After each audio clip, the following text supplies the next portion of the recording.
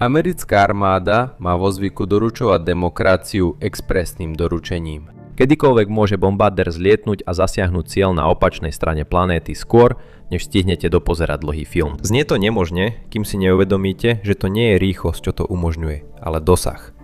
Ako je to vôbec možné? Sledujte ďalej a zistíte to. USA neboli presne stvorené na globálnu dominanciu. Jasné, hodili si čistú 20 v geografii, nekonečných zdrojoch, prístavoch bez ľadu a 2 oceánoch ako vodných bodyguardoch. Ale táto výhoda má aj svoju odvrátenú stranu. Ak musia nepriatelia prekonať oceán, aby sa dostali do Ameriky, Amerika musí prekonať oceán, aby sa dostala k ním. Teraz až vidíte prečo. Väčšinu svojej histórie sa USA držali mimo zahraničnej politiky. Hej, prestaňte sa smiať, prekročiť oceán nie je lacné. Jasné, Amerika sa v roku 1949 spojila s NATO, ale predtým označenie izolacionistická celkom nesedí. Monroeova doktrína bola len slušnou verziou výroku: držte sa ďalej od môjho dvora. Veci sa začali meniť dávno predtým, než NATO vôbec napadlo Harrymu Trumanovi. Začalo sa to takzvanou hlúposťou, Sewardovou hlúposťou. Vtedy minister zahraničných vecí William Seward kúpil Aliašku od Ruska za drobné. Cena? $129 miliónov v dnešných peniazoch. Menej než stojí natočenie niektorých veľkofilmov.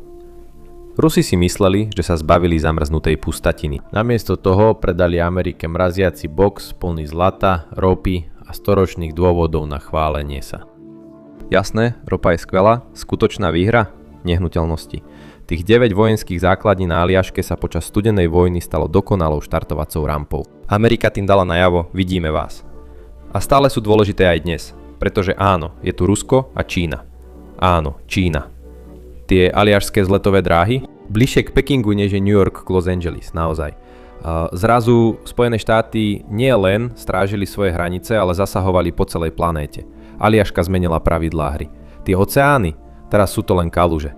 Len pár rokov po nakupovaní v mrazenej uličke sa Spojené štáty zamerali na niečo teplejšie.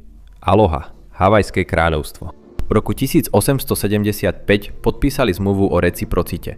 Na papieri išlo o cukor, v skutočnosti však išlo o stratégiu. Spojené štáty získali prednostné právo na Tichú lagúnu, ideálnu pre lode. Menej ideálnu pre havajskú nezávislosť. Do roku 1887 sa Washington posunul z návštevníka na prenajímateľa. Výhradné využívanie prístavu, uhlie, opravy, kontrola. Bola to geopolitická verzia vety, len si tu na chvíľu nechám svoje veci. Amerika vyhrala španielsko-americkú vojnu a strýko sám si začal vyberať ostrovy. Havaj bol anektovaný. Tá malá lagúna sa povýšila na Pearl Harbor. Filipíny a Guam sa pridali do zoznamu. A Guam je samovo obľúbené dieťa. Jasné, ostrov je malý, má len 210 štvorcových míľ, ale je rozmaznaný. Má všetko, čo letectvo potrebuje. 2 pristávacie dráhy, dosť paliva na naplnenie 110 olympijských bazénov, prosím, nič nezapaľujte. Tichý oceán hneď za dverami. Palmy sú len bonus. Ak by americké letectvo bolo boxerom, Guam by bol jeho opornou nohou. Tá vec, ktorá mu umožňuje začať rozdávať údery cez Tichý oceán bez straty rovnováhy. Odtiaľ môžu bombardéri vyraziť z domoviny na akékoľvek krízové miesto na Zemi v priebehu niekoľkých hodín. Približne 100 lietadiel je neustále pripravených, v kríze až 400. Medzi tým, na druhej strane Atlantiku, Spojené štáty získali Porto Rico. Zapichli vlajku na Kube a v roku 1903 získali základňu v zátoke Guantánamo. Zrazu mal strýko sám pozemky pri oceáne na oboch stranách. Pohodlné, ale logistická nočná mora. Miss Horn nie je krajina pre výletné lode. Tu dole zúria buriace 50-ky. Vietor dosahuje 80 km za hodinu a vlny majú 3 metre aj počas dobrých dní. A dobré dni tu neexistujú. Ešte južnejšie sa pridávajú revúce 60-ky. Sem sa neplavíš, pokiaľ si nezapísal svoju poslednú vôľu vodotesným atramentom. Takže Spojené štáty našli lepšiu trasu, Panamský prieplav, najväčšiu skratku na svete. Každý rok tadiaľ to prejde 6% svetového obchodu. Francúzi to skúšali ako prví a tvrdo narazili. Spojené štáty prevzali projekt, dokončili ho a ukázali svoju silu. A poriadne. Technicky vzaté, Amerika ho vrátila späť v roku 1999. Technicky. Ak by sa niečo skomplikovalo, stále to má pod kontrolou americké námorníctvo. To je ten moment, keď Amerika prestala len opatrne skúšať svetové záležitosti a skočila do nich rovno po hlave. Do druhej svetovej vojny bola Británia po uši v dlhoch a strýko sám platil účet aj kľúče od jej svetového dvora. Potom prišlo NATO, potom ďalšie aliancie. Dnes má USA formálne obranné dohody s 51 krajinami. To je veľa priateľov, ktorých môže zavolať, keď sa veci pokazia. A to nepočítame tie zložité vzťahy. Egypt, Saudská Arábia, Tajvan a v poslednom čase India. Kórejská vojna to všetko ešte viac urýchlila. Aliancie, logistika, rozšírenie. Teraz sú americké základne všade, najmenej 128 v 49 krajinách, hneď po počte prevádzok Starbucks. Pravdepodobne ich je viac, ale viete, je to utajené. Ale tieto základne umožňujú USA určovať pravidlá. S vojenskými základňami všade naokolo sa svet začne zdať oveľa menší a úplne pod novým vedením. Spojené štáty majú Európu pokrytú ako vtieravý bývalý partner. Vždy na blízku, vždy len kontrolujú situáciu. Po celej Európe sú Američania všade. Základne, jadrové zbrane a 63 000 vojakov. Je to ako vojenská verzia McDonaldu. Chýba im už len drive-thru. Vo východnej Ázii majú USA viac nehnuteľností v Japonsku ako niektoré japonské firmy. A stále si nájdu čas flirtovať s Južnou Kóreou, Filipínami a Austráliou. Problémy so záväzkami, globálna edícia. Potom je tu Blízky východ, čerpacia stanica planéty. 20% svetovej ropy a takmer polovica plynu sa prepravuje pod dohľadom strýka sama. Turecko, Irak, Bahrajn. Máte tekuté zlato? Amerika je zaparkovaná nedaleko. Výsledok je, že USA nie sú len členom kapely, ale dirigujú celý orchester. Vplyv Ameriky je taký obrovský, že by sa britské impérium potilo vo svojich červených kabátoch. Má základne na doslova konci sveta, ako je vesmírna základňa Pitufik v Grónsku, kde aj ľadové medvede potrebujú GPS. Počet obyvateľov asi 150 vojakov a jeden veľmi unavený kávovar. Nočný život tu tvorí polárna žiara a pracovná náplň je sledovať oblohu a dúfať, že sa neobjaví nič zlé. A keď už hovoríme o práci, ak sa vám páčia tieto mapové výpravy, určite stlačte tlačidlo odberu. Zjavne si nemôžete si ako daňovo uznateľnú položku uviesť povolanie prieskumník Google Earth. Počas studenej vojny bolo toto ľadové stanovište plné. 6000 vojakov dokazovalo, že omrzliny budujú charakter. V súčasnosti je tu tichšie, väčšinou ide o varovania pred raketami a sledovanie vesmíru. Zatiaľ to mimozemšťanov nevideli. Dráha si však stále plní svoju úlohu. Je dostatočne veľká pre bombardéry. Je dostatočne dlhá pre bombardéry. A je akurát vhodná pre nákladné lietadlá vrátane obrovského C5 Galaxy, ktorý je ako Amazon Prime pre globálnu projekciu sily. Tieto stroje prepravujú všetko. Vojakov, tanky, palivo, čokoľvek, čo udržiava tento lietajúci cirkus vo vzduchu. Ak sa tam námorníctvo nedostane, letectvo jednoducho preletí a povie, máme to pod kontrolou. C5 dokáže dokonca prehltnúť celý tank Abrams. Keď to urobí lietadlo, je to logistika. Keď to urobím ja s kúskom pice, zrazu je to problém. Poďme späť k bombardérom. Je tu ďalšia základňa. Menej odľahlá ako Pitufik, ale stále je to miesto, kde si váš GPS len povzdychne. Zamierte na juh, z Grónska na Island. Viete, tá skutočne zelená. Na polostrove Reykjanes sa nachádza námorná letecká základňa Keflavik. Je tam rušnejšie, než by ste čakali, na mieste, ktoré je známe najmä sopkami, lacnotou a existenciálnym počasím. V roku 2019 sa tam na krátku návštevu zastavil bombardér B-2 Spirit. Páčilo sa mu tam a odmietol odísť, čo znamená, že sa niečo deje. B-2 nie je práve nenáročný hosť. Je to vojenský ekvivalent dizajnerského šteniatka. Potrebuje neustálu pozornosť, dokonalé osvetlenie a klimatizované hangáre, len aby sa mu neulupovala povrchová vrstva. A teraz má Keflavik pripravený salón krásy. Tak prečo všetko toto úsilie kvôli vetrom ošľahanej tundre a hrstke sopiek, ktoré prechádzajú svojou náladovou fázou? Nuž, v geopolitike je poloha všetko. Aj keď sú susedmi väčšinou papuchalky. Aliaška, Pitufik a Keflavik sú hotové cheat kódy. Každá z nich umožňuje americkému letectvu skrátiť cestu kamkoľvek, kde je dôvod na obavy. Povedzme, že Xi Jinping podnikne krok voči Tajvanu. Americké letectvo potrebuje posily mimo svojich regionálnych základní, ktoré by, povedzme si úprimne, už pravdepodobne čelili niekoľkým zásahom čínskymi raketami. Ale je tu problém. Tyrania vzdialenosti. A nie, to nie je pokus deathmetalovej kapely o power baládu. Je to skutočný termín, ktorý používajú odborníci. Čína bojuje na svojom vlastnom dvore. Striko sám musí prejsť cez celú planétu, len aby sa tam vôbec dostal. Z Los Angeles do Šanghaja je to takmer 10 600 km v štýle.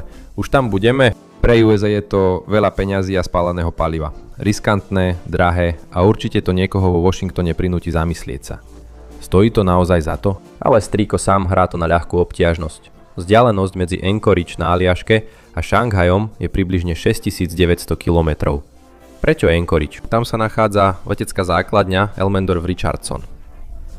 Povedzme, že Čína nie je problém. Možno si Putin začne vyhliadať ďalšie časti Európy. Dostať tam amerických vojakov je stále logistická nočná mora. Z Bostonu do Vilniusu v Litve je to asi 6600 km. To je veľa filmov. Počas letu, ale čo ak by štartovali z Keflavíku? Zrazu sa svet zmenší. Vzdialenosť klesne na necelých 2900 km. Prakticky hneď vedľa. Preto tí starí objavitelia riskovali omrzliny a skorbut, keď hľadali severozápadné a severovýchodné priechody. Sever sveta môže byť zamrznutý, ale je rýchlejší. Vzdialenosť medzi kontinentmi sa skracuje, keď si zvolíte skratku namiesto vyhliadkovej trasy. Amerika na to prišla. Jej súperi až tak nie. Čína sa rada nazýva takmer arktickou veľmocou. To je ako keby som ja o sebe tvrdil, že som takmer Mr. Beast. Ale žiadne označenie vás neprevedie cez morský ľad. Rusko to technicky dokáže, ale má prístavy, ktoré zamrzajú polovicu roka. A jeho ambície tak zostávajú na ľade. Títo dvaja partneri bez hraníc majú v skutočnosti kopec obmedzení. Pretože na rozdiel od Spojených štátov nekontrolujú strategické úžiny, na ktorých závisia ich ekonomiky, tie ich len dusia. Toto je Malacký prieliv. Je to prehnane úspešný bratranec panamského prieplavu. Každý rok taďalto prepláva obchod v hodnote 3,5 bilióna dolárov. Všetko sa tlačí cez jediný pás vody. Úzke hrdlo, 10 lodí za hodinu dnu alebo von.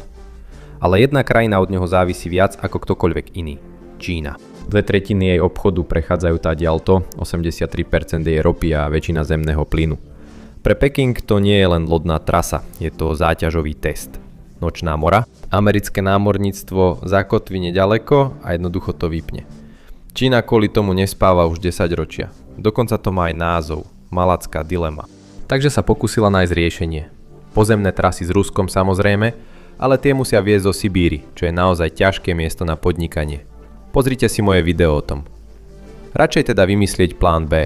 V roku 2013 Xi Jinping predstavil iniciatívu Pás a cesta. Čínsky pokus premeniť globálny obchod na vlastnú doručovaciu sieť. Lesklým stredobodom bol čínsko-pakistanský ekonomický koridor, alebo CPEC. Myšlienka bola jednoduchá. Úplne obísť Malacký prieliv. Lode vykladajú tovar v pakistánskom prístave Gwadar. Potom by ropa a plyn putovali po súši do čínskej provincie Xinjiang, čo je skrátka cez hory a púšť. Je to čínsky pokus prekabátiť systém aj USA? Prečo? Poďme sa teda pozrieť na juh. Toto je jeden z najodľahlejších a najkontroverznejších ostrovov na svete. Diego Garcia. 3540 km od pobrežia východnej Afriky. Presne uprostred ničoho a na polceste do Indonézie. Kedysi to bola francúzska kolónia malomocných, dnes je to najstrategickejšie umiestnené zrnko piesku na svete. V roku 1965 Spojené kráľovstvo kúpilo Diego Garciu od Maurícia. Slovo kúpilo tu veľa zakrýva. Británia potom udelila Mauríciu nezávislosť. Skvelé načasovanie. Do roku 1966 si už USA na ostrov uplatnili nárok. Jediný háčik bol v tom, že na tom prázdnom kuse skaly už žilo 1000 ostrovanov. Riešenie? Presídlenie v týle impéria. Tí, čo odišli, sa nesmeli vrátiť. Zvyšok bol vyhnaný. Dokonca aj psi boli zabité, aby sa podporila spolupráca. Do roku 1971 raj zalial betón. Ostrov mal úplne novú pristávaciu dráhu. 1000 ľudí prišlo o svoje domovy, aby si superveľmoc mohla zaparkovať svoje bombardéry. Kolonializmus s prídavným spaľovaním navyše.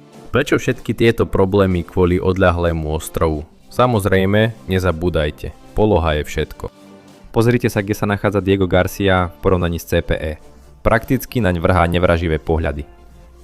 Čínsky projekt v Pakistane nešiel práve podľa plánu. Železnica nikam neviedla. Prístav Gwadar prichádza o peniaze ako kryptonadšenec. Ale povedzme, že by to Čína dokázala rozbehnúť. Viem, ale predstiahajme to. Stále má však jeden obrovský problém. Diego Garcia, ktorý je nabitý dostatočným množstvom hračiek na to, aby Pekingu pokazil deň.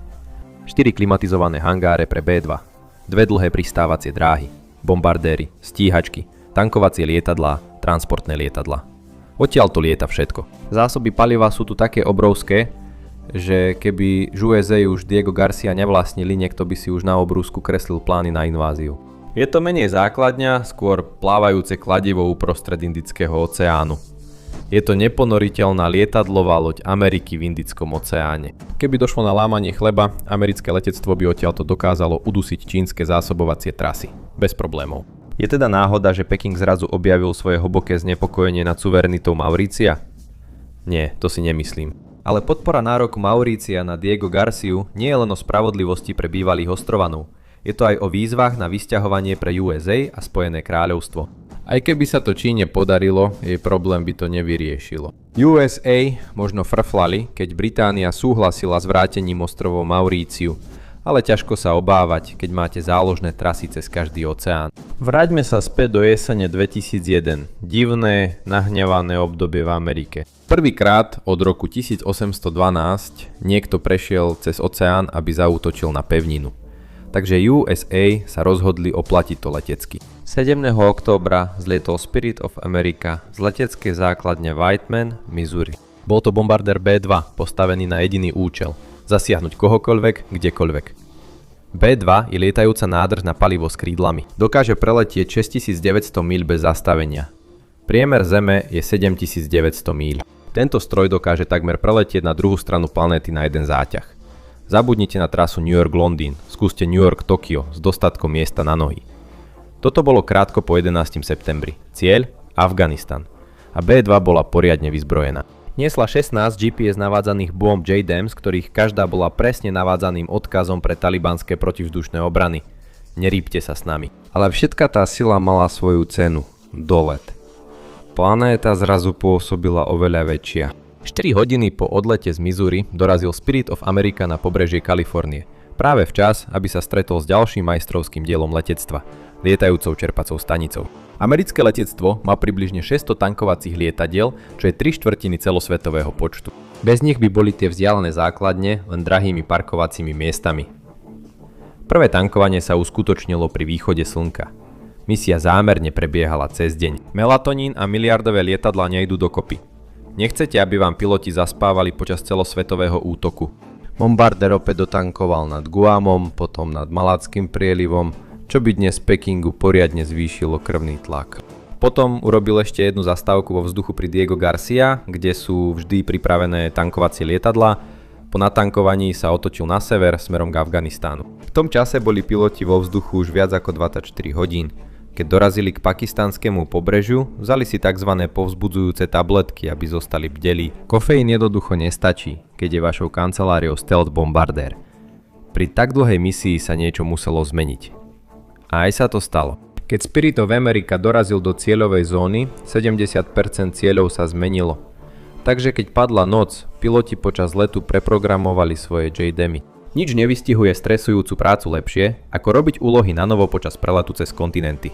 Zhodili svoj náklad bez toho, aby ich niekto zistil, pomohli zabezpečiť vzdušnú prevahu a vydali sa na cestu domov. Až kým neprišli nové rozkazy. Dostali 4 JDAMy, 4 nové ciele. Misia prijatá. Palivo sa míňalo, žiadny problém. Tanker nad Arabským morom priletel ako donáška s prúdovým palivom. Dotankovali, znova zasiahli Afganistán, zhodili posledné bomby a potom ešte raz doplnili palivo na let na Diego Garciu. 44 hodín vo vzduchu. Je to najdlhšia misia B-2 v histórii, takmer 2 dni v kokpite. Dokonca aj toaleta v lietadle to vzdala v polovici cesty. Na budúce, keď sa bude sťažovať na dlhý let, spomen si, že títo chlapi strávili 2 dni bez toalety a s dostatkom palebnej sily na zničenie celého mesta. Perspektíva. Ale táto misia bola len generálkou, rozcvičkou pred hlavným predstavením. Bola to taká misia, ktorá využila všetko, čo Spojené štáty vybudovali odtedy, čo sa v 40. rokoch minulého storočia náhodou dostali mimo svoju hemisféru a neobjednali si spiatočný lístok. Základne, spojenectva, miesta na dotankovanie.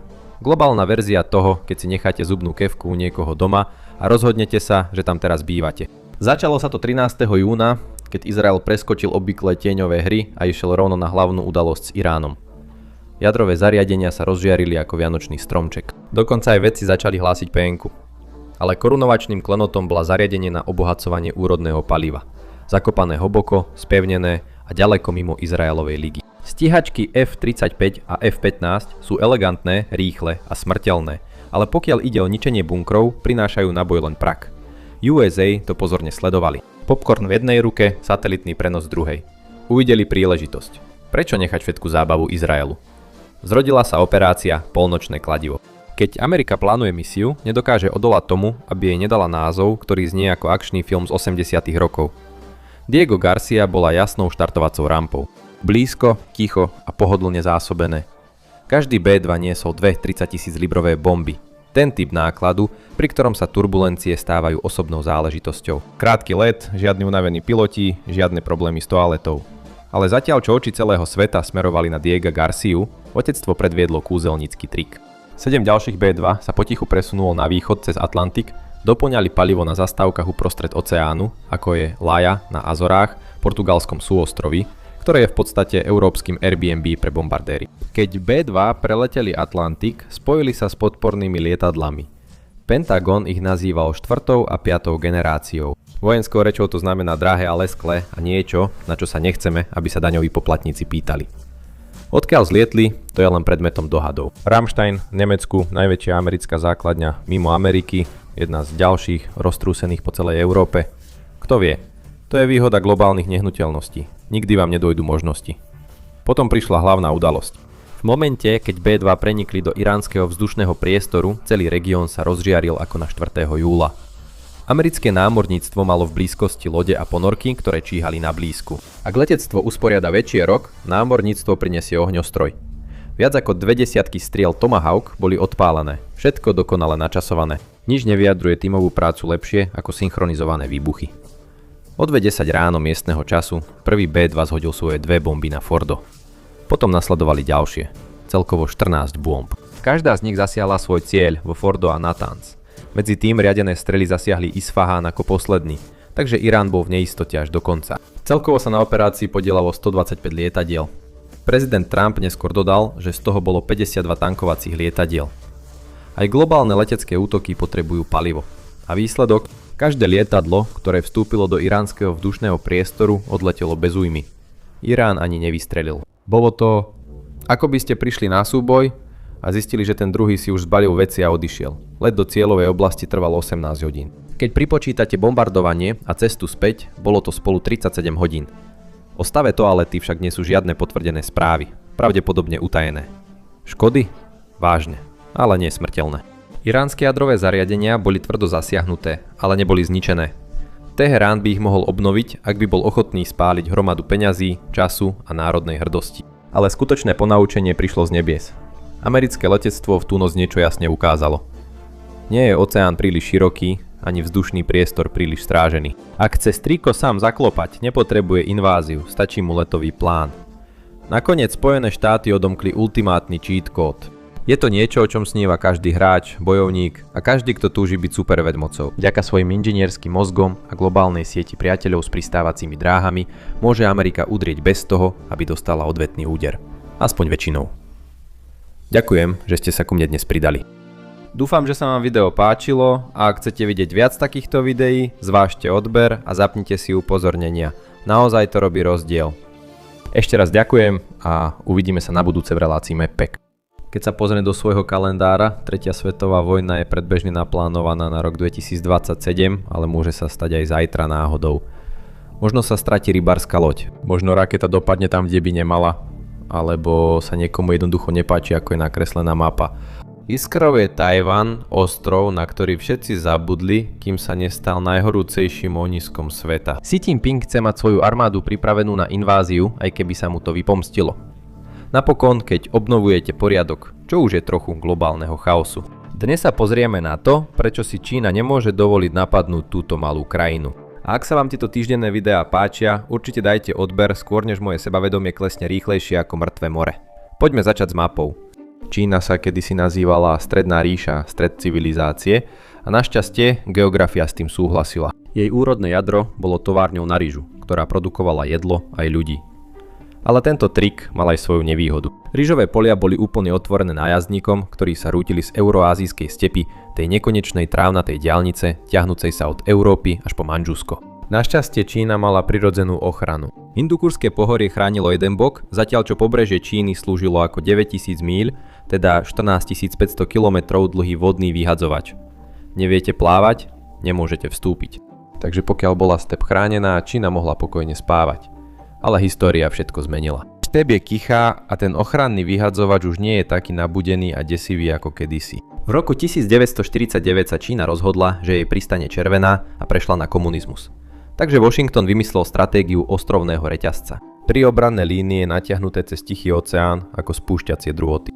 Prvý reťazec bol ten najväčší, ťahol sa od Japonska až po Indonéziu a tak tesne obkolesoval čínske pobrežie, že to pôsobilo ako škrtenie. Ale existoval len preto, že komunisti nevyhrali občiansku vojnu tak čisto ako chceli. Ich nepriatelia, nacionalisti, neboli vyhladení. Stiahli sa na Tajvan a ďalšie okolité ostrovy a ako každá dobrá začínajúca firma potrebovali chytľavý názov. Takže sa premenovali na Čínsku republiku. Nové územie, chytľavý názov a nová vláda. A dnes je to viacstranícka demokracia s prosperujúcou ekonomikou. Pre každého, kto sa na to pozrie, vyzerá, správa sa a funguje ako krajina. Aspoň taký je zámer. Veľmi málo krajín oficiálne uznáva Tajvan a je vylúčený zo skupín ako OSN. Na verejnosti všetci prikývujú, že je súčasťou komunistickej Číny. Ale za zatvorenými dverami je to samé žmurkanie a podávanie rúk, tiché obchodné dohody, neoficiálne kontakty a veľvyslanectvá, ktoré nie sú veľvyslanectvami. Táto rovnováha je dôležitá, pretože ak Peking zasiahne, nebude to vyzerať ako Čína, ktorá si berie späť Čínu. Bude to vyzerať ako priamy vpád a svet sľúbil, že odpovie.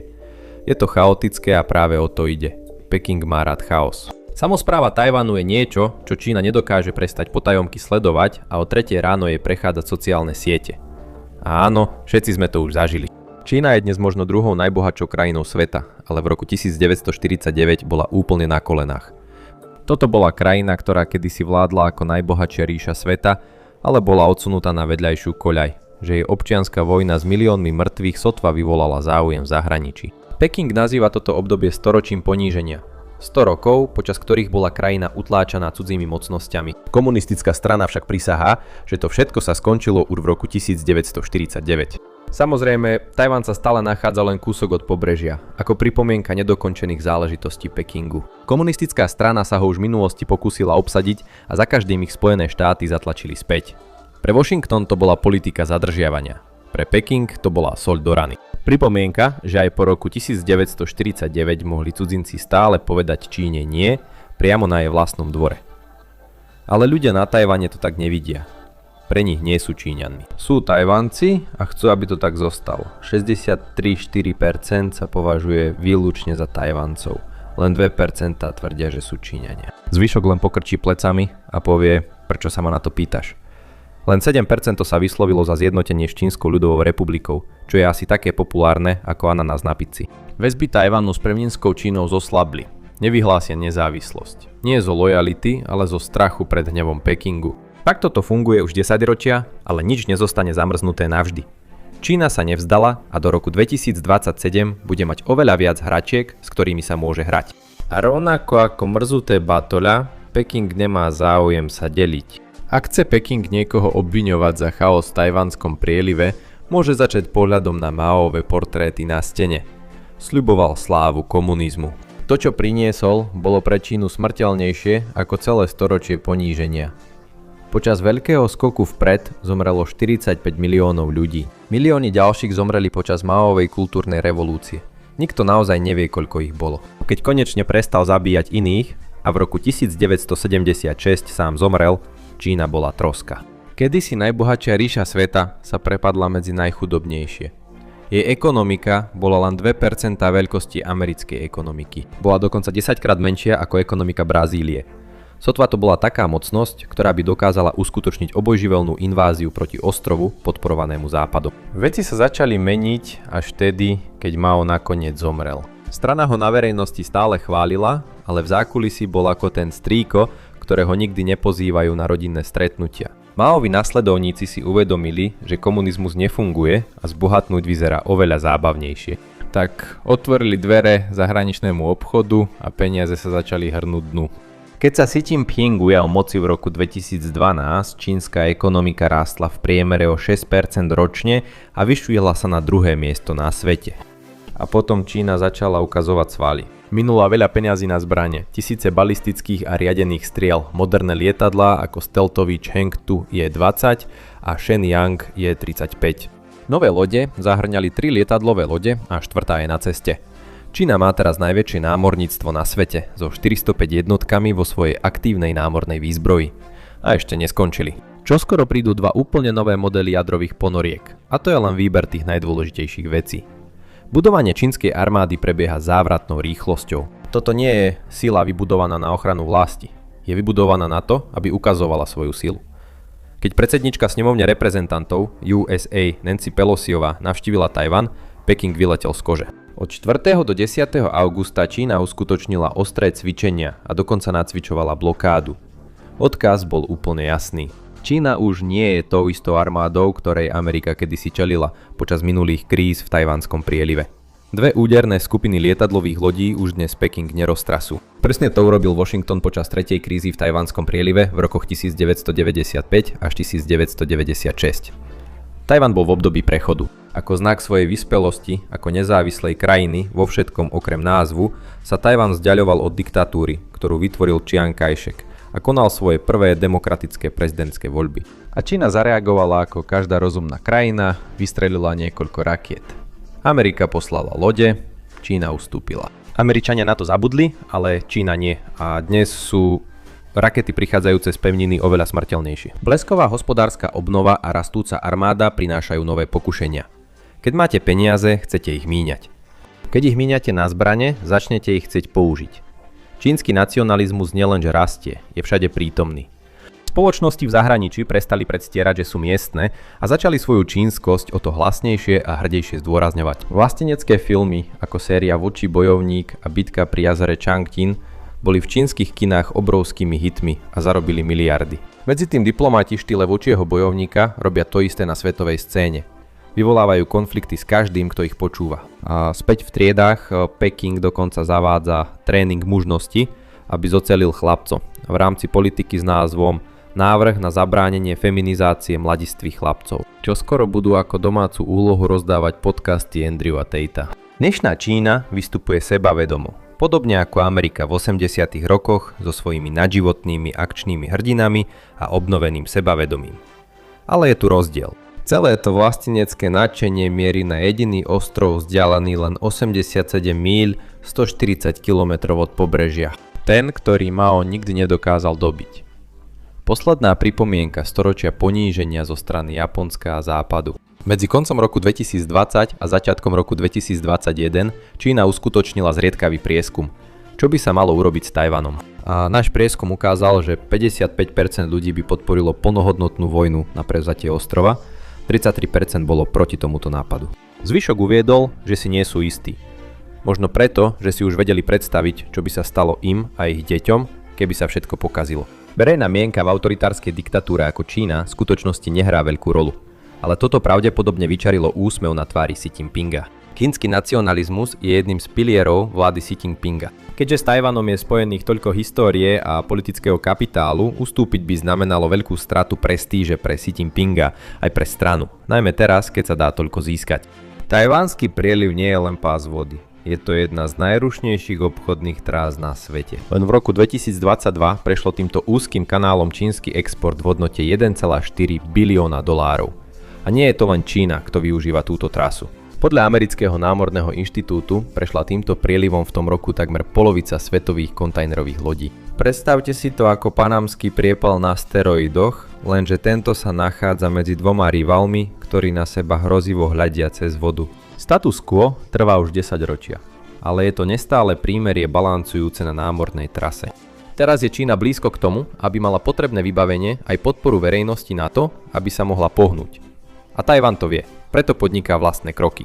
USA síce prerušili oficiálne vzťahy po tom, čo sa Peking otvoril, ale podľa zákona o vzťahoch s Tajvanom z roku 1979 si Washington stále necháva priestor. Washington má na ostrove stále neoficiálnu prítomnosť. Dôležitejšie však je, že zbrane naďalej prúdia. Do polovice roku 2025 dosiahol predaj zbraní 2,2 miliardy dolárov, čím sa Tajvan v podstate stal chlapíkom z Grand Theft Auto, ktorý chodí po meste ozbrojený všetkými zbraňami v hre. Niektoré položky na nedávnom tajvanskom zozname nákupov na Armageddon zahŕňajú 108 tankov M1A2 Abrams, 66 stíhačiek F-16V, 29 raketometných systémov HIMARS a 100 protilodných raketových systémov Harpoon. Všetky sú súčasťou tajvanskej stratégie Dikobraza. Cieľom ostrova je urobiť z obojživelného útoku takú nákladnú a krvavú operáciu, že Peking sa na to pozrie a radšej cúvne. A aby ešte viac ukázali svoju silu, zavádzajú aj vlastné domáce rakety. Hypersonická riadená strela Ching-Chen dokáže zasiahnuť Peking alebo takmer akékoľvek iné mesto na pevnine zo vzdialenosti 750 až niečo cez 1200 míľ, teda 1200 až takmer 2000 kilometrov. A ani verejnosť nezostáva bokom. Takmer 3/4 Tajvancov hovoria, že by bojovali, keby sa Peking rozhodol konať. Civilisti sa prihlasujú na výcvik pripravení nasadiť do boja aj vlastné životy, ak by na to prišlo. Tajvan môže byť odvážny, ale vie, že stratégia dikobraza mu len kúpi čas. Stačí sa pozrieť na Ukrajinu. Putin obetoval viac ako 1 000 000 mužov pre pár míľ zeme a stále v tom pokračuje. Pre neho Ukrajina nie je len územie, je to osud. Kúsok stratenej Rusy, za ktorý je ochotný krvácať na veky. Teda je ochotný nechať krvácať všetkých ostatných.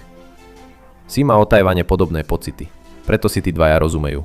Čítajú z toho istého scénára. Národné štáty s hranicami a suverenitou? Len západná byrokracia. Pre nich je svet rozdelený na civilizácie, ktoré spája krv, jazyk a história. A v tom príbehu Tajvan nie je nezávislý. Je to kapitola, na ktorej Čína trvá, že stále patrí do jej kníh. Ak máte trpezlivosť počúvať prejavy Xi Jinpinga, budete ho počuť hovoriť o čínskom sne alebo o veľkom znovuzrodení čínskeho národa. Na vrchole tohto zoznamu želaní je Tajvan. A existuje aj termín. Rok 2049. Z té výročie ČLR. Do tej doby chce Xi, aby bolo políčko zaškrtnuté. Ale ak to myslí vážne, nemôže čakať tak dlho.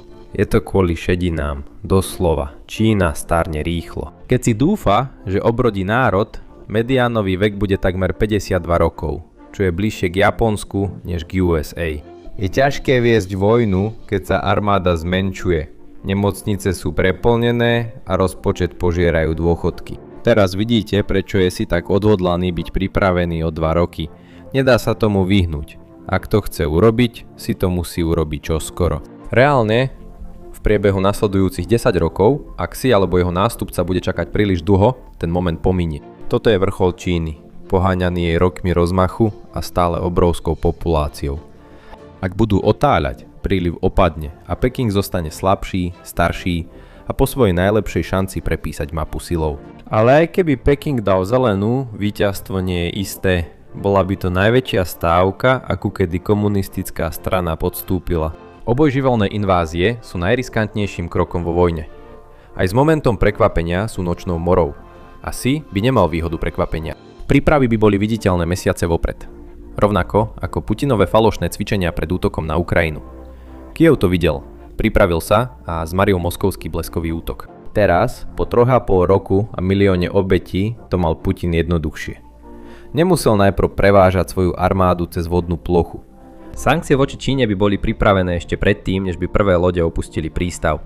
Ale sankcionovať Čínu nie je to isté ako sankcionovať Rusko. Ak by USA a ich spojenci stlačili spúšť, mali by byť pripravení na veľa bolesti, pretože tá príde aj na nich. Ekonomika Číny dosahuje 17,8 bilióna dolárov, čo je približne 17% svetového HDP. Odkedy Teng otvoril dvere, Čína sa zmenila na dielňu planéty. Je hlboko zakorenená v globálnych dodávateľských reťazcoch a jej odstrihnutie nebude jednoduché. Už počas pandémie sme to pocítili, keď Peking naznačil, že by mohol zastaviť dodávky zdravotníckeho materiálu, ak by krajiny kládli nesprávne otázky. A nejde len o rúška a rukavice, prakticky všetko prechádza cez Čínu. 8 z 10 iPhoneov sa vyrába tam. Používate Android? Ešte neoslavujte. Samsung odišiel v roku 2019, ale váš telefón, vaša televízia, váš notebook, všetky závisia od vecí, ktoré kontroluje Čína. Keď to všetko spočítate. Obrovská čínska ekonomika, jej úloha ako svetovej továrne a jej vplyv na globálne technológie. A širší obraz sa začína vyjasňovať. V centre toho všetkého sú vzácne zeminy. 17 kovových prvkov, bez ktorých sa moderný život nezaobíde. Názov je však trochu zavádzajúci. Vzácne zeminy nie sú až také vzácne. Ale hádajte, kto sedí na zásobách. V roku 2023 Čína vyprodukovala približne 70% svetových vzácnych zemín a navyše spracovala 90% z nich. Atlantická rada odhaduje, že sankcie voči čínskym bankám, podobné tým, ktoré boli uvalené na Rusko, by vytrhli z globálnej ekonomiky 3 bilióny dolárov. To je veľkosť celej britskej ekonomiky, ktorá by zmizla cez noc. A to nie je ani polovica problému. Čína je obchodný gigant, ale Tajvan ovláda trh s čipmi. Vyrába 55% svetových polovodičov a 92% tých najmodernejších. To znamená, že 35% svetových aut a 70% smartfónov sa vyrába na tajvanských výrobných linkách, jedným alebo druhým spôsobom. A tým to nekončí. Tieto čipy poháňajú vašu chladničku, televízor, dokonca aj vašu práčku. Ak by Tajvan vypadol z hry, zrazu by ste si museli prať spotené športové oblečenie v umývadle ručne. USA a ich spojenci sa snažia posilniť dodávateľské reťazce, ale môžu urobiť len toľko. Tajvan trvá na tom, že väčšinu výroby čipov si ponechá doma. Nielen kvôli zisku, ale aj preto, aby mala Amerika v tom vlastný záujem. Peking dúfa, že to nebude platiť, ak by došlo k invázii. Washington oficiálne neuznáva Taipei a v Pacifiku neexistuje žiadne NATO. Ale jedno je isté. Sankcie by zasiahli ako kladivo. Sankcie by najskôr zdrvili Čínu. Štúdia Rand z roku 2016 odhadla, že ročná vojna vo východnej Ázii by znížila HDP Číny o 25 až 35%. A USA by sa tomu tiež nevyhli. Ich HDP by klesol o 5 až 10%. A to bolo ešte pred rozmachom umelej inteligencie. Odvtedy Amerika presunula časti svojho dodávateľského reťazca z Číny, ale zároveň sa pripútala k pokročilým čipom. Peking sa uberá rovnakou cestou, čo znamená, že je rovnako zraniteľný. Napriek tomu možno Čína riskuje s tým, že USA nepošlú vojakov, ale len bankárov so sankciami. Oficiálne sa USA v otázke Tajvanu držia politiky strategickej nejednoznačnosti. Nehovoria, či by ostrovy bránili alebo nie. Dokonca aj Ukrajina mala väčší prísľub v Budapešťanskom memorande z roku 1994, keď sa vzdala jadrových zbraní výmenou za bezpečnostné záruky. A všetci vieme, ako sa ten príbeh skončil. Takže ak by Čína zaútočila, musela by to zvládnuť rýchlo. A je šanca, že by sa jej to mohlo podariť. Aj keď tajvanský prieliv to sťažuje, Čína má aj geografickú výhodu. Ozbrojené sily Spojených štátov sú rozmiestnené po celom svete. Čínska armáda je sústredená na jednom mieste, môže vrhnúť všetko, čo má na Tajvan a tú horu lodí a rakiet nepostavila len na ukážku. Čím bližšie ste k Číne, tým väčší je počet a presnosť rakiet. Každá americká základňa v západnom Pacifiku je v dosahu. Dokonca aj Guam, ktorý je takmer 3000 míľ, teda 4800 km ďaleko, je terčom. Protiraketová obrana by niektoré zostrelila, ale niektoré by prešli. Čo geografia dáva jednou rukou, druhou berie. Washington pozná raketovú hrozbu a má plány, ako prinútiť Čínu zaplatiť v dlhšej vojne. Si myslel, že má riešenie. Vstupuje iniciatíva pásu a cesty BRI. Bola to stávka za $1 bilión, ktorá zostarla ako skazené mlieko. Myšlienka bola jednoduchá. Získať vplyv nalievaním peňazí do infraštruktúry v kľúčových krajinách a pritom vybudovať alternatívne obchodné trasy. Korunným klenotom bol čínsko-pakistanský ekonomický koridor CPEC, skrátka obchádzajúca slabé miesta Číny. Na papieri by lode z Perského zálivu mohli vyložiť tovar v Pakistane a potom by sa tovar po ceste a železnici dostal priamo do Číny. Pozrite sa na to na mape a pochopíte prečo. Je to znovu zrodená hodvábna cesta. Lenže nikdy sa to nestalo. Staré trasy z 15. storočia sú stále tie, na ktorých záleží. A pekingská skratka za $1 bilión nikam neviedla. Čo znamená, že Čína zostáva uzavretá za úžinami, ktoré môže americké námorníctvo zablokovať. Midžatský prieliv, Luzonský prieliv pri Filipínach a Tajvane a Malacký prieliv. Na najúžšom mieste má len 24 míľ, teda 38 km. To je nočná mora pre najväčšieho spotrebiteľa energie na svete. Čína spotrebuje štvrtinu svetovej energie a 15% svetovej ropy. Je vlastné zásoby, detský bazén, keď potrebuje olympijský štadión.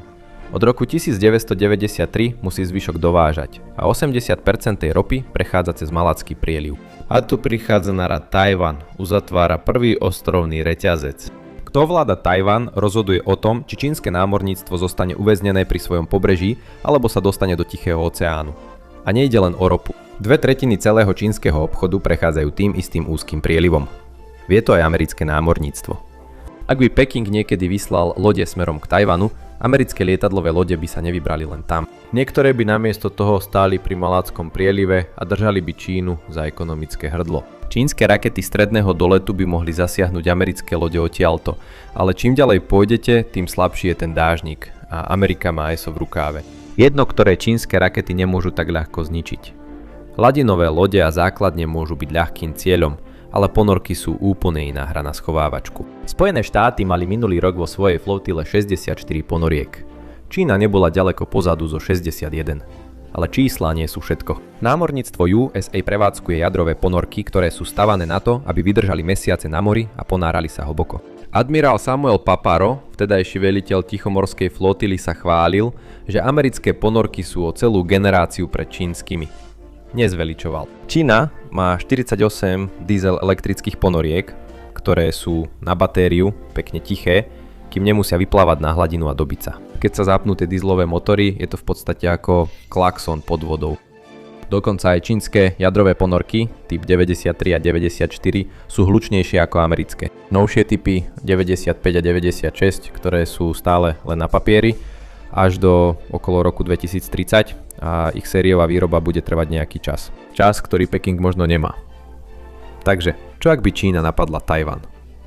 Americké ponorky by čakali v strategických úžinách.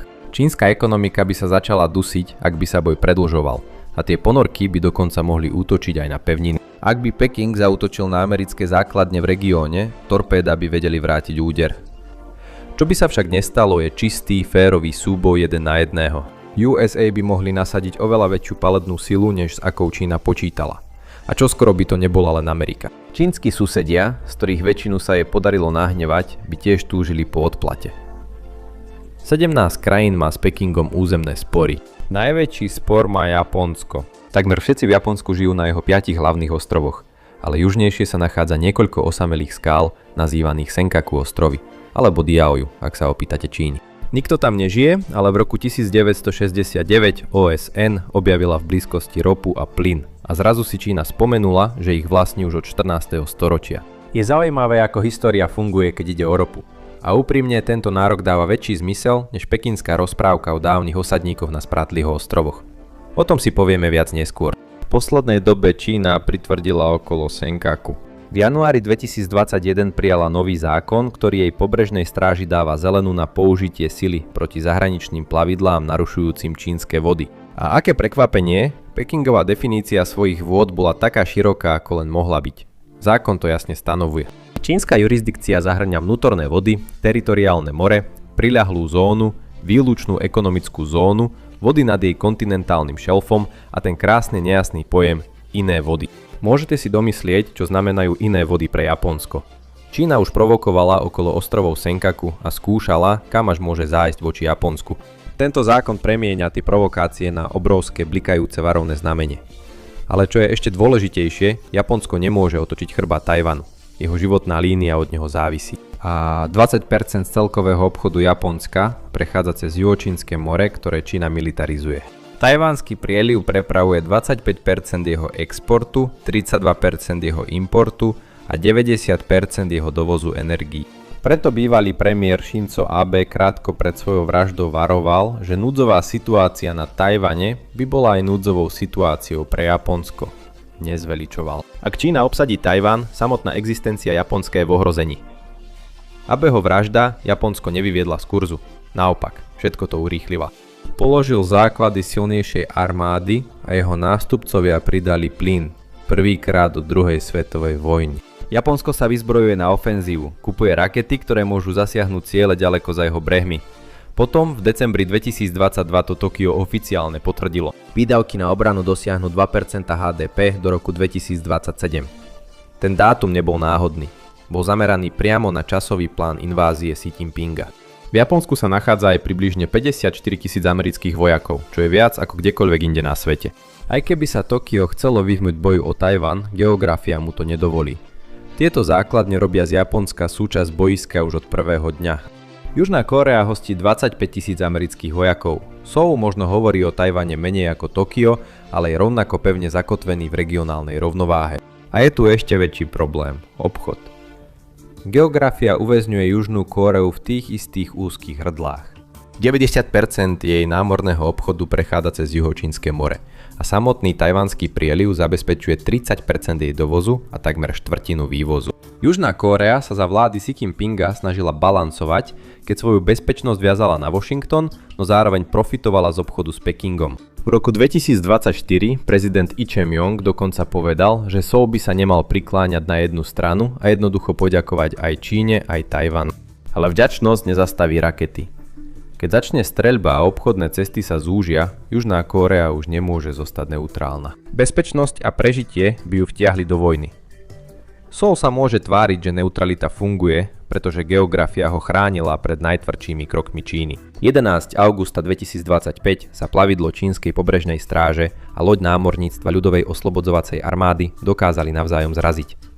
Neboli však nikde blízko Číny. Boli v Juhočínskom mori a príslušníci filipínskej pobrežnej stráže zachytili tento incident na kameru. Manila rýchlo obvinila Peking z tohto chaosu a v tejto časti mora to bolo naozaj dosť chaotické. V časti mora, ktorá je už preplnená vojnovými loďami a plavidlami pobrežnej stráže z 500 krajín, je chaos v podstate bežným stavom. Čína si nárokuje takmer celé Juhočínske more svojou neslávne známou líniou 9 čiar.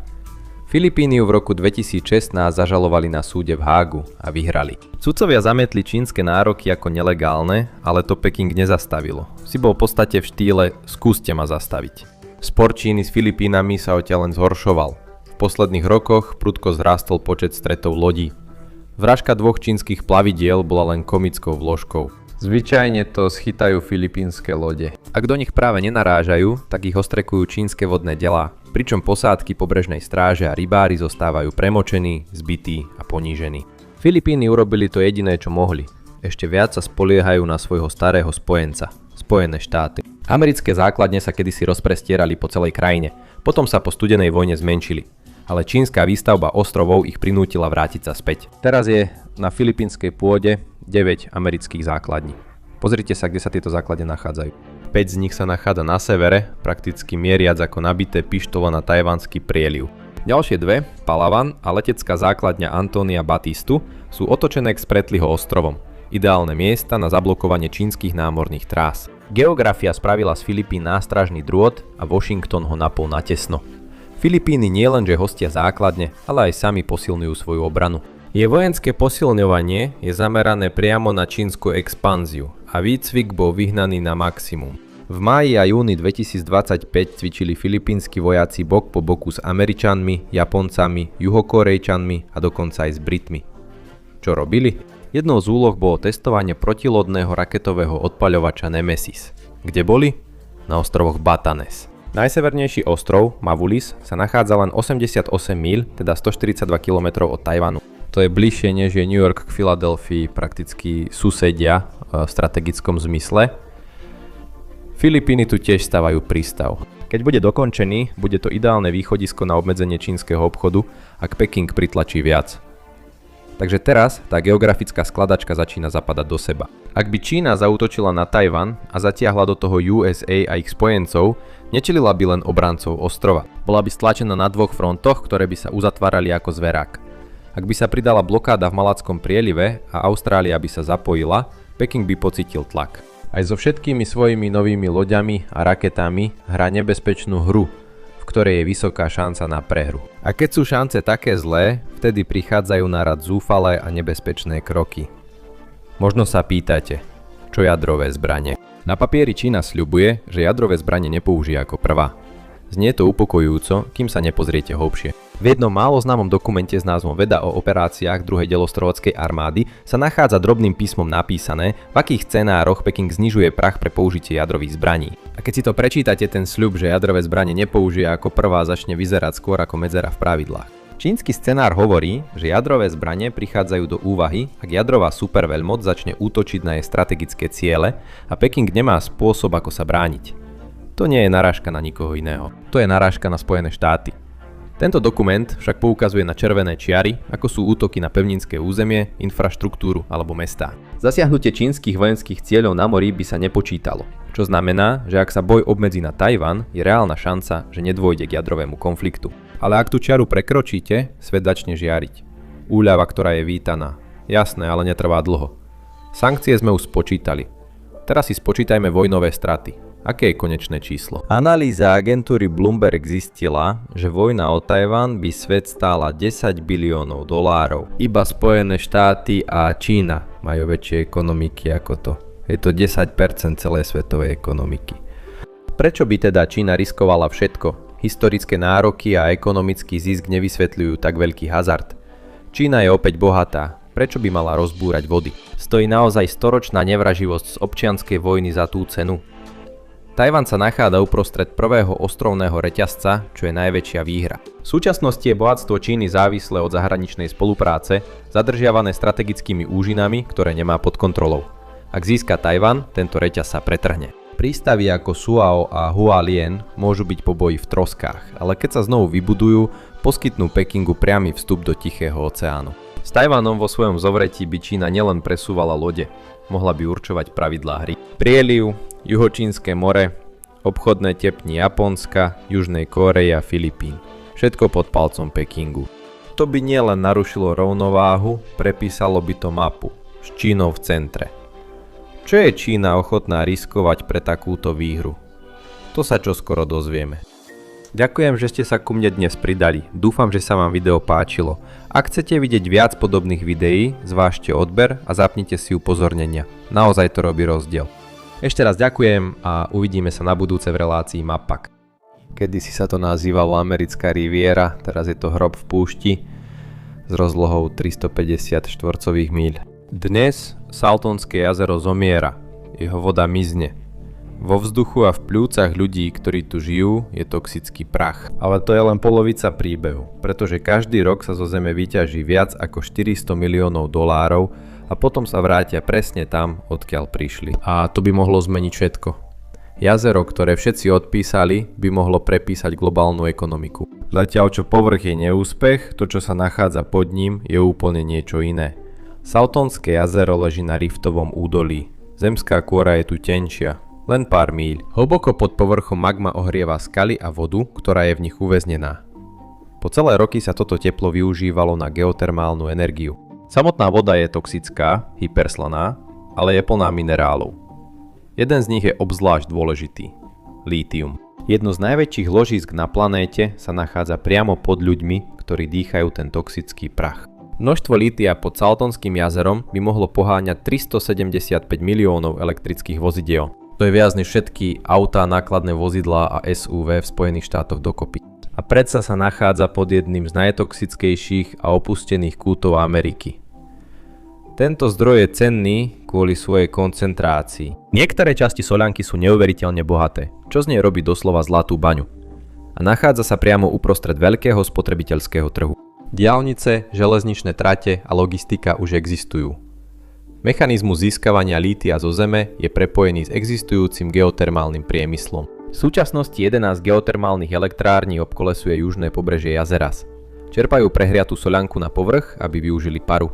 Po odobratí tepla sa soľanka jednoducho vráti späť do zeme spolu s približne 21 500 tonami lítia. Amerika každý rok pumpuje späť do zeme lítium v hodnote 400 miliónov dolárov a pritom nemusí. Pridaním ťažby minerálov do energetického cyklu sa náklady na vybudovanie infraštruktúry dramaticky znižujú.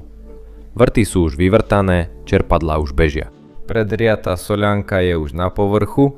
Metóda ťažby využíva existujúcu geotermálnu infraštruktúru a lítium odstraňuje v priebehu hodín namiesto rokov. Je to rýchle, efektívne a bez deštruktívnych dopadov tradičnej ťažby. A nekončí to len pri lítiu. Mangán, zinok, minerály nevyhnutné pre batérie a skladovanie energie v sieti. Zrazu Saltonské jazero nie je len toxické jazero, ale teraz je to zdroj. Jedna púštna panva v Kalifornii by mohla uspokojiť obrovskú časť svetového dopytu. V súčasnosti je lítium úzkym hrdlom moderného sveta. Každá batéria do elektromobilu ho potrebuje. Každá veterná a solárna farma je od neho závislá. Bez stabilných dodávok narazí prechod od fosílnych palív na stenu. Náklady prudko stúpnú. Strategické zraniteľnosti sa znásobujú. Ložisko pri Saltonskom jazere nie je len ďalšia baňa. Mohlo by byť základom pre americkú výrobu batérií, palivom pre ďalšie storočie dopravy. Koncentrácie sú dostatočne vysoké, objemy sú dostatočne veľké a metóda je dostatočne čistá. Takže otázka už nie je či, ale ako rýchlo. Preteky o využitie amerických zdrojov sa už začali a ja som tu, aby som o tom informoval. Nezabudnite dať like, zdieľať a prihlásiť sa na odber. Takto vám neunikne žiadny vývoj. Okres Imperial je jedným z najchudobnejších regiónov Kalifornie. Nezamestnanosť je v niektorých oblastiach takmer dvojciferná. Príjmy z lítia, ktoré sa teraz zapisujú do zákona, by to však mohli navždy zmeniť. Nová spotrebná daň vracia 80% priamo späť do okresu a pri plnom predpokladanom rozsahu by samotná produkcia lítia mohla generovať približne 2 miliardy dolárov ročne v hrubých príjmoch. Okresní plánovači už počítajú so 700 trvalými pracovnými miestami s vysokými mzdami v rámci 3 hlavných projektov. Operátori, technici, údržbárske tímy plus tisíce ďalších stavebných a podporných pozíciách. Prvýkrát sa úpadok jazera a jeho potenciál nachádzajú na tej istej účtovnej bilancii, teda ak ťažbe skutočne dôjde. Hlavnou prekážkou je momentálne vnímanie. Ľudia sa na túto panvu po 10 ročia pozerali ako na ekologický cintorín a úplne prehliadali priemyselnú realitu pod povrchom. Technológia ťažby funguje. Podzemné zásoby sú potvrdené. Skutočnou výzvou je zvládnuť tento obrovský priemyselný obrad, skôr než sa zavrie okno príležitosti na trhu. Toto nie je o vyhrabávaní hliny zo zeme. Surový lítium je takmer nepoužiteľný. Nemôžete napájať mesto ani postaviť elektromobil z nespracovanej soľanky alebo rozdrvenej horniny. Ten, kto spracováva tento kov, ovláda celý trh. Lítium tam je, ale krajina, ktorá ho spracováva, nie ťaží, je tá, ktorá v skutočnosti vyhráva. A dnes je táto globálna mapa výrazne nevyvážená. Krajiny ako Austrália a Čile dominujú v ťažbe surovín. Trh však nekontrolujú. Väčšina batérií, ktoré dnes chádzajú z výrobných liniek, obsahuje lítium, ktoré prešlo čínskou rafinériou, bez ohľadu na to, kde bola ruda pôvodne vyťažená. Geotermálna soľanka pod Saltonským jazerom presne túto výhodu neutralizuje. Čína ovláda spracovanie lítia rovnakým spôsobom ako kedysi OPEC ovládal ropu. Saltonské jazero je jediným domácim zdrojom, ktorý má dostatočný rozsah na to, aby túto závislosť prelomil. Žiadne prepravy cez oceán, žiadne zahraničné clá, žiadne náhle zvýšenia cien spôsobené na druhej strane sveta. Saltonské jazero pri svojom plnom predpokladanom rozsahu, približne 200 000 tón ročne, by pokrylo celkovú ročnú potrebu lítia niekoľkých veľkých amerických závodov a stále by zostal prebytok na skladovanie v sieti. To nie sú lacnejšie batérie, to sú americké továrne, ktoré zamestnávajú 10 000 ďalších pracovníkov. Jazero v súčasnej podobe je strategickým aktívom. Keď Nevada propagovala svoje nové striebro, štát vybudoval právnu a fyzickú ochranu pre svoje odvetvia. Kalifornia má teraz šancu robiť to isté so Saltonským jazerom. Môže premeniť najviac zabudnutú časť štátu na jeho najdôležitejšie strategické centrum. A teraz je ten správny čas to využiť. Saltonské jazero je jediné miesto s geologickým rozsahom, ktoré to môže umožniť. Závod o zabezpečenie tohto zdroja sa už začal. Ťažké stroje sa pohybujú po južnom pobreží jazera. Traja hlavní prevádzkovatelia súťažia o geotermálnu soľanku. Každý z nich sádza miliardy, aby dosiahli komerčný rozsah skôr, než ich trh vyradí. Spoločnosť Control Thermal Resources vedie túto expanziu. Ich prevádzka Hell's Kitchen vrta do hlbokého prehliatého rezervoáru s cieľom dodávať lítium v batériovej kvalite spolu s geotermálnou energiou do konca 20. rokov tohto storočia. Získanie tejto počiatočnej výhody vyvíja tlak na konkurentov, aby dosiahli rovnakú úroveň integrácie alebo riskujú, že zaostanú. Energy Source Minerals volia iný prístup. Využívajú soľanku, ktorá je už na povrchu a existujúcu geotermálnu infraštruktúru. Záväzok ministerstva energetiky vo výške 1,36 miliardy dolárov v roku 2025 vysiela súkromným investorom signál, že veľké inžinierské projekty v tejto oblasti sú teraz podporované dôverou federálnej vlády. Medzitým spoločnosť Berkshire Hathaway Energy investovala viac ako 40 miliárd dolárov do obnoviteľnej energie a prevádzkuje jednu z najväčších energetických sietí v Spojených štátoch. To znamená, že dokáže mobilizovať zdroje rýchlejšie a lacnejšie ako menší prevádzkovateľia. Toto nie sú 3 samostatné stavky. Sú to 3 paralelné línie na tej istej diaľnici. Ten, kto ako prvý dosiahne 20 000 tón, si zaistí zmluvy, o ktoré sa budú ostatní ešte roky usilovať. Federálna vláda si uvedomuje, o čo ide a vyvíja maximálny tlak, aby urýchlila časový harmonogram. Tieto projekty teraz prechádzajú zrýchleným schvaľovacím procesom, ktorý núti všetky agentúry konať v súlade a odstraňuje byrokratické prekážky, ktoré zvyčajne brzdia americkú infraštruktúru. Súčasne Kalifornia zaviedla lokálne nastavený daňový systém, aby stabilizovala politiku v regióne. Nová spotrebná daň sa priamo odvíja od objemu vyprodukovaného lítia. 20% je zákonne vyčlenených špeciálne na environmentálnu obnovu samotného Saltonského jazera. Tento priemyselný rozmach sa deje preto, že nadväzujúci trh už je vybudovaný. Po celom slnečnom páse sa otvárajú obrovské nové továrne na výrobu batérií. Vyžadujú si domácu dodávateľskú sieť, ktorá je odolná voči globálnym obchodným sporom alebo námorným narušeniam. Ak prevádzky v imperiálnom údolí splnia svoje výrobné ciele, koncom 20. rokov zabezpečia základné zmluvy pre celý americký automobilový sektor. Ale priestor na chybu je nulový. Medzinárodní konkurenti nezastavujú svoje vlastné expanzie. Ak projekty v oblasti Saltonského mora nestihnú svoje termíny, alebo ak vyschnú finančné zdroje, alebo ak sa zastaví výstavba, továrne na batérie sa budú obzerať po zahraničí. Globálny trh vyžaduje istotu. Spojené štáty tento materiál potrebujú, ale niečo im stojí v ceste. Kalifornia. Regulačný systém tohto štátu, ktorý dokáže aj jednoduchú výstavbu natiahnuť na 10-ročné trápenie, stojí priamo medzi USA a úplnou kontrolou nad dodávkami lítia. Každé zdržanie tu nie je len byrokratické. Je to strategické riziko. Environmentálne súdne spory už zmrazili kľúčové fázy vývoja. Do konca roka 2025 boli právne odvolania aktívne zamerané na projekty ako Hell's Kitchen. Hlavný argument sa zameriava na základnú zraniteľnosť regiónu – využívanie vody. Povodie momentálne zažíva vážne suché podmienky. Aj vysoko efektívna ťažba vyžaduje milióny galónov vody na chladenie a chemické spracovanie. Kritici varujú, že prenesenie ďalších priemyselných nárokov na vodu na kolabujúce jazero by mohlo posunúť Saltonské more bližšie k zániku. Vodné práva pôsobia ako tvrdý fyzický limit rastu. Farmári z Imperial Valley majú obrovské prioritné pridelenia vody z rieky Colorado. Ale podľa federálnych prevádzkových smerníc po roku 2026 bude každý používateľ rieky čeliť obmedzeniam. Saltonské more existuje dnes len vďaka poľnohospodárskemu otoku z týchto konkrétnych fariem. Ak sa voda presmeruje z polí na chladenie high-tech rafinérií, toto jazero sa začne zmenšovať rýchlejšie. Ľudia, ktorí žili s umierajúcim jazerom najdlhšie, sú teraz rozdelení na dva tábory. Niektorí v tom vidia spásu. Daňové príjmy by konečne mohli zaplatiť skutočné potláčanie prachu a obnovu biotopov. Iní v tom vidia ďalší priemyselný hazard so svojím zdravím. Prebiehajúce odvolania týkajúce sa kvality ovzdušia, nebezpečného odpadu a kultúrnych miest pôvodných obyvateľov už oddialili projekt Hell's Kitchen o niekoľko mesiacov. Miestne skupiny sa obávajú, že aj uzavreté systémy by mohli stále uvoľňovať stopové množstva chemikálií alebo zvýšiť nákladnú dopravu na cestách, ktoré sú už pokryté prachom z vyschnutého jazera. Prísľub 700 trvalých pracovných miest je reálny. Ale rovnako reálny je aj strach, že tieto pracovné miesta budú na úkor zdravia obyvateľov. Štátny plán pre lítiové údolie sa snaží nájsť kompromis.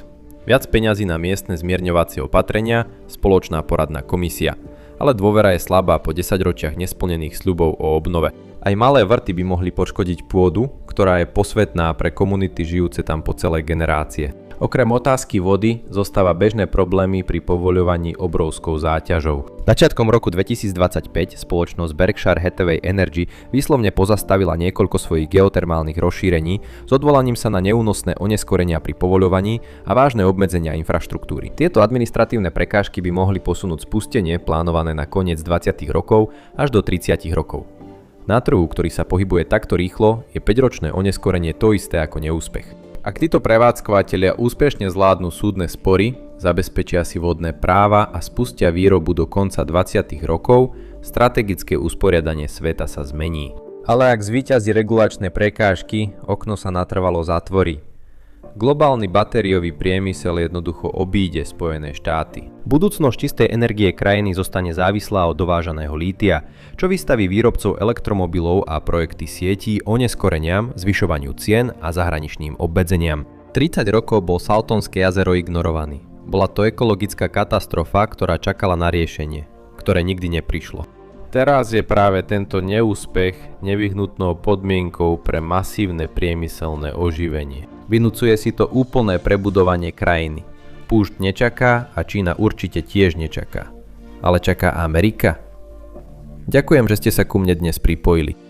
Dúfam, že sa vám video páčilo a ak chcete vidieť viac takýchto videí, zvážte odber a zapnite si upozornenia. Naozaj to pomáha. Ešte raz ďakujem a uvidíme sa na budúce na Medpack. Práve teraz je 20% celosvetových zásob ropy uväznených. Je zadržiavaná za mikroskopickým pásom vody, ktorý je taký malý, že by ste ho na mape ľahko prehliadli. Hormuzský prieliv. Každý deň by obrovské tankery prevážajúce milióny barelov paliva mali prechádzať týmto 34-kilometrovým koridorom. Alebo aspoň by mali. Zo dňa na deň vojenské útoky a námorné míny uzavreli túto vodnú cestu, a okamžite ju premenili na najnebezpečnejšie miesto na planéte. Zdá sa, že by to malo byť nemožné. Ako je možné, že neexistuje žiadna alternatívna trasa alebo záložný plán? Keď sa globálne dodávateľské reťazce zrútia takto rýchlo, verejnosť okamžite žiada náhradné riešenie. Presekávame hory, aby sme postavili panamský prieplav.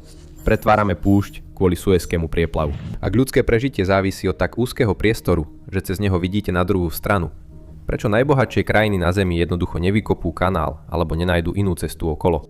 No pretože obísť Hormuzský prieliv je oveľa viac, než len presúvať zeminu. Aj keby sa nám podarilo uskutočniť najväčší stavebný projekt v dejinách ľudstva, v skutočnosti by nás to nezachránilo. V Perskom zálive je obrovská pasca, ktorá len čaká, kým do nej niekto spadne. Perský záliv je jedinečný, nikde inde na svete nie je nič podobné. Mnohé z krajín, ktoré ho obklopujú, patria medzi najväčších producentov ropy na svete. Saudská Arábia, Irán, Irak a SAE spoločne každý deň vyčerpajú z piesku desiatky miliónov barelov ropy. Je to nepredstaviteľné množstvo tekutej energie, dostatočné na to, aby udržiavalo kontinenty v teple, nákladné flotily na vode a globálnu sieť prevádzke.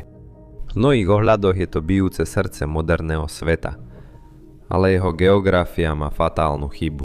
Tu je háčik. Perský záliv je v podstate uzavretá panva s jediným úzkým priechodom dovnútra a von. Samotný Hormuzský prieliv. Toho odlišuje od mnohých iných zálivov na svete. Napríklad Mexický záliv má viacero širokých prístupov, ktorými môžu lode vplávať dnu aj von. Napríklad medzi Floridou a Kubou, alebo medzi Mexikom a Kubou. Ďalej do Karibského mora a Atlantického oceánu. Perský záliv je veľmi odlišný. Tu akákoľvek loď, vrátane tých obrovských ropných tankerov, ktoré udržiavajú svetovú ekonomiku v chode, musí pri opustení oblasti prejsť cez Hormuzský prieliv. Neexistujú žiadne výnimky, žiadne alternatívy a práve to robí z tohto miesta taký strategické úzke hrdlo. Úzke hrdlo, ktorý je v podstate zodpovedný za 20% svetových dodávok ropy a 20% svetového obchodu so skvapalneným zemným plynom, teda LNG. Aby toho nebolo málo, prieliv nie je len úzky, ale aj veľmi prísne kontrolovaný. Všetky plavidlá prechádzajúce týmto úsekom vody musia plávať po dvojici lodných trás. Jedna pre odchádzajúcu dopravu a druhá pre prichádzajúcu dopravu. Pričom každá má len 2 míle na šírku a sú oddelené dvojmíľovým pásmom. Irán tieto trasy dobre pozná. Presne vie, ktorými trasami sa plavidlá budú pohybovať a vie aj presne, ako ich narušiť. Dokonca ani nemusí zablokovať celý prieliv. Môže sa jednoducho zamerať na tie úzke lodné trasy a doslova cez noc prerušiť obrovskú časť obchodu. A presne to aj urobili. Tvárou v tvár hrozbe mín, rakiet, dronov a ďalších nebezpečenstiev mnoho plavidiel prestalo prechádzať cez Hormuzský prieliv.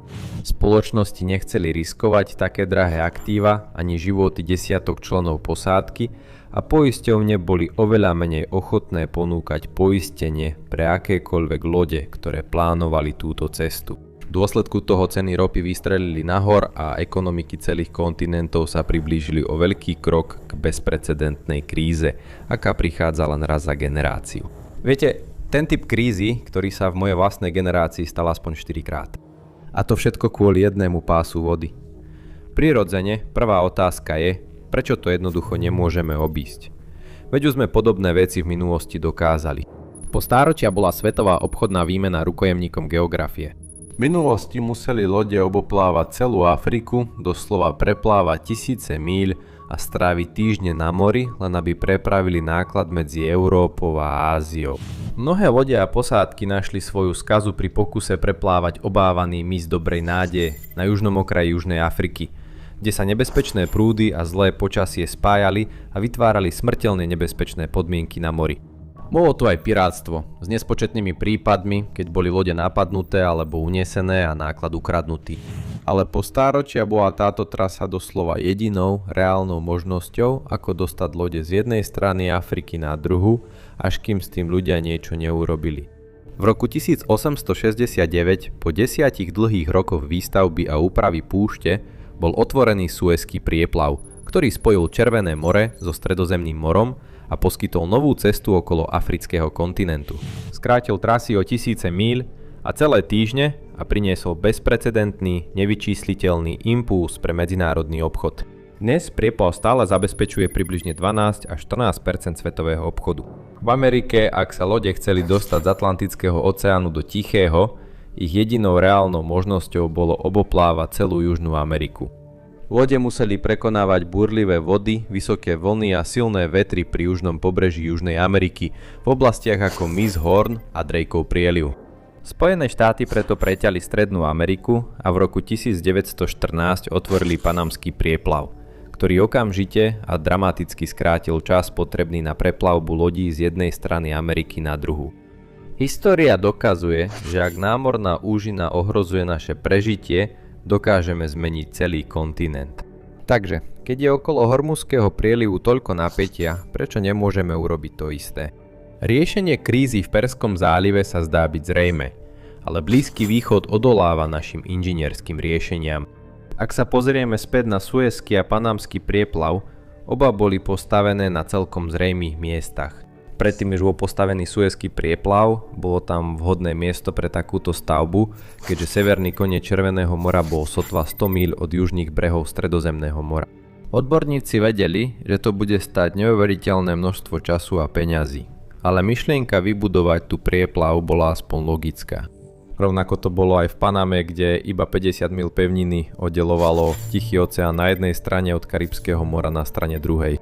Aj bežný pozorovateľ sa mohol pozrieť na mapu a vidieť, že toto je ideálne miesto na priechod, ktorý by prepojil jedno more s druhým.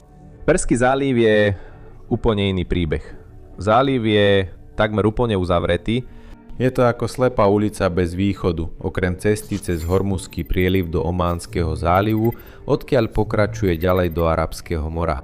Na severe sa nachádza Kaspické more, vnútrozemská vodná plocha. Tam žiadna pomoc nie je a aj keby ste sa tam chceli dostať, musel by sa postaviť kanál dlhý stovky míľ naprieč takmer celým Iránom. Vzhľadom na to, prečo je prieliv momentálne uzavretý, to očividne nie je možnosť. Na západe je Stredozemné more, ale aj to je príliš ďaleko na to, aby sa spojilo s Perským zálivom. Na prepojenie týchto dvoch by musel byť postavený kanál naprieč viacerými krajinami. Pravdepodobne vrátane Iraku, Jordánska a potenciálne Sýrie a Libanonu alebo Izraela. Trvalo by to 10 ročia práce a stálo by to nevyčísliteľné množstvo peňazí. Takže ani to nie je reálna možnosť. Na juhu máte stovky míľ územia patriaceho niekoľkým rôznym krajinám, SAE, Saudskej Arábii, Ománu a Jemenu, ktoré ležia medzi Perským zálivom a Adenským zálivom alebo Arabským morom. Ale čo keby sme to aj tak chceli skúsiť? V septembri 2015 štúdia navrhla výstavbu 950 km dlhého kanála, ktorý by viedol od saúdsko-arabského pobrežia južne od Kataru, prechádzal by cez krajinu a cez hranicu do Jemenu, kde by končil na jemenskom pobreží. Celý projekt bol odhadovaný na 80 miliárd dolárov. A to bol ešte optimistický odhad. Autori štúdie však poznamenali, že by to mohlo zahŕňať aj výstavbu nových mestečiek, miest a rezortov pri vode na oboch stranách dlhých brehov kanála. Odvtedy sa o tom veľa nepočulo a pravdepodobne to skončilo rovnako ako The Line a Vegas Loop. Nie, zdá sa, že celý záliv je v podstate slepou uličkou. Žiadne alternatívne trasy, žiadne skryté priechody, žiadne úzke pásy zeme, ktoré by ho oddeľovali od iného dôležitého vodného útvaru a žiadne zjavné miesta na vybudovanie kanála. Až na jednu z geografického hľadiska mikroskopickú výnimku. Polostrov Musandam. Dalo by sa povedať, že jediným aspoň trochu realistickým návrhom by bolo postaviť cez to kanál. Tento drsný hornatý kus zeme, ktorý sa tiahne do Hormuzského prielivu a je rozdelený medzi Omán a Sae, pričom najsevernejším bodom je ománska exkláva. Na najúžšom mieste má polostrov Musandam len niekoľko desiatok míľ na šírku. Stačí cez neho vykopať priekopu a úplne obídete iránske ozbrojené sily. Na papieri tento projekt neznie až tak odlišne od Suezského alebo Panamského prieplavu. Relatívne krátka vodná cesta, ktorá by zrušila vplyv a význam Hormuzského prielivu a výrazne by znížila schopnosť Iránu zastaviť tok ropy do Európy a iných oblastí. Ale toto nie je mäkký piesok Egypta, kde bol postavený Suezský prieplav, ani sa to nepodobá na Panamu. Polostrov je pevnosťou mimoriadne strmých, skalnatých a drsných hôr, z ktorých niektoré, ako napríklad Jabal al-Harim, presahujú 1800 metrov nad morom. Tieto hory úplne pokrývajú polostrov a preto je to tak riedko osídlená oblasť s iba malými osadami a dedinami roztrúsenými tu a tam v tieni horských štítov. Spolu s pobrežnou oázou Hasab, ktorá sa nachádza na severnom okraji polostrova. Postaviť tu kanál by nebolo len úžasným výkonom modernej techniky. Bolo by to zázrak. Aj keď sa môže zdať, že by ste na prechod cez Musandamský polostrov potrebovali len 50 alebo 60 míľ dlhý kanál, v skutočnosti by to tak nefungovalo.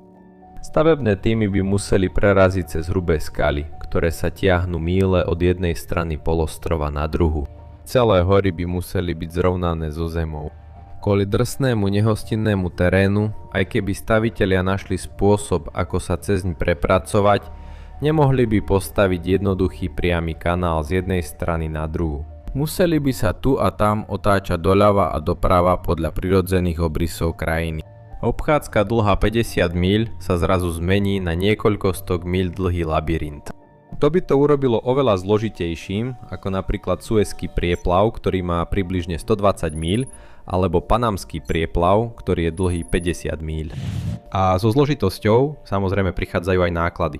Suezský prieplav stal približne $100 miliónov, čo je dnes asi 2 miliardy dolárov. USA minuli na výstavbu Panamského prieplavu približne $375 miliónov, čo je dnes bližšie k 8 alebo 9 miliardám dolárov. Prešiel tiež rozširovacím projektom v hodnote približne 5 až 4 miliardy dolárov, ktorý prebiehal od konca 2000 rokov do 2010 rokov. Prieplav cez polostrov Musandam by nestal len niekoľko miliárd dolárov. Nestal by ani niekoľko desiatok miliárd. Projekt takéhoto rozsahu by stal 12-cifernú sumu, 100 miliárd dolárov, a to je úplné minimum. Niektoré odhady hovoria, že by to mohlo byť dokonca 200 miliárd dolárov alebo viac. A to je len cena za jeho výstavbu.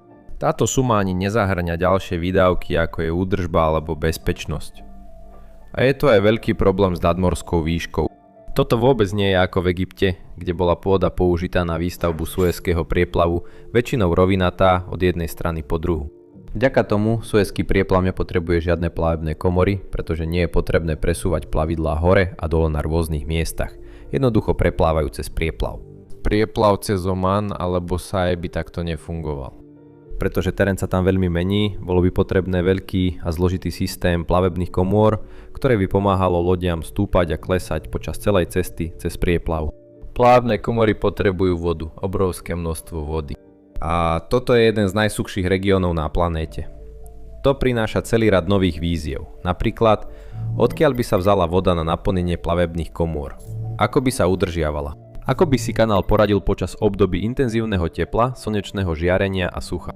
Toto nie sú drobné nepríjemnosti ani bezvýznamné problémy. Sú to zásadné prekážky, ktoré spôsobujú, že celý koncept Musandamského kanála pôsobí skôr ako rozprávka, než ako reálny návrh. Ale čisto hypoteticky povedzme, že by sa to naozaj postavilo. Nejakým spôsobom sa všetky problémy vyriešia, nájde sa dosť peňazí a roky, alebo skôr 10 ročia výstavby nakoniec prebehnú, aby sa Perský záliv spojil s Ománskym zálivom, čím by lode získali životaschopnú alternatívu k Hormuzskému prielivu. Stále však existuje problém, ktorý môže celý projekt položiť na kolená. A tým problémom je bezpečnosť. Aj keby sa tento kanál, jediná skutočne životaschopná možnosť, postavil, v skutočnosti by nebol oveľa ďalej od Iránu ako Hormuzský prieliv. A rovnako ako prieliv, bol by pomerne úzky, s predvídateľnými trasami, ktorými by lode museli prechádzať, aby sa dostali na druhý koniec. Inými slovami, mal by mnohé z tých istých slabín ako prieliv. A bolo by rovnako jednoduché ho narušiť alebo zablokovať, možno ešte jednoduchšie. Stačilo by niekoľko dobre umiestnených rakiet alebo dokonca len hrozba ich odpálenia, aby sa spustila ďalšia medzinárodná kríza. Zrazu by sa tie isté problémy, aké vidíme v Hormuzskom prielive, prejavili aj v Musandamskom kanáli. Lode by sa opäť báli po ňom plaviť. Poisťovne by znovu nechceli poskytovať krytie. A 20% svetovej ropy a LNG by opäť uviazlo v Perskom zálive, neschopné dostať sa do krajín, ktoré na nich spoliehajú pri poháňaní svojho priemyslu a ekonomík. Kanál by bol len ďalším úzkym hrdlom, ktorého výstavba by stála $100 miliárd alebo viac, spolu s rokmi času, úsilia a zdrojov. Keď matematika pri kanáli za $100 miliárd prestáva dávať zmysel, verejnosť si kladie otázku: prečo vôbec používať lode? Prečo jednoducho nečerpať ropu cez obrovské potrubia priamo cez pevninu k Červenému moru alebo k iným veľkým vodným plochám alebo dokonca priamo do európskych krajín? Už teraz existuje rozsiahla sieť takýchto potrubí, ktoré vedú z krajín ako Saudská Arábia a SAE. Napríklad ropovod East West Crude Oil Pipeline, známy aj ako Petroline, sa ťahne takmer 1200 km z východnej provincie Saudskej Arábie až k Červenému moru. Jediný problém je, že aj tie najdlhšie a najväčšie potrubia majú svoje obmedzenia. Tie úplne najväčšie dokážu prepraviť len objem ropy, porovnateľný s niekoľkými veľkými tankermi denne. A keď sú podmienky dobré, cez úžinu denne prejde viac ako 100 tankerov. Takže nemôžu konkurovať obrovskému objemu ropy, ktorý dokážu prepraviť ultra veľké tankery na prepravu surovej ropy. Sú tiež veľmi drahé na výstavbu, rozširovanie a údržbu a sú mimoriadne zraniteľné voči útokom alebo sabotáži. Môžu pomôcť, ale nedá sa na ne spoliehať, že jednoducho nahradia námorný obchod s ropou. Preto je Hormuzský prieliv taký cenný. Pretože napriek niektorým ambicióznym nápadom a zaujímavým hypotetickým projektom v skutočnosti neexistuje žiadna alternatíva. Taká veľká časť svetového obchodu s ropou a ekonomiky závisí výlučne a úplne od tohto jediného úseku vody. A naozaj je len veľmi málo, čo s tým môžeme urobiť. Hormuzský prieliv je viac než len cesta z jedného vodného útvaru do druhého.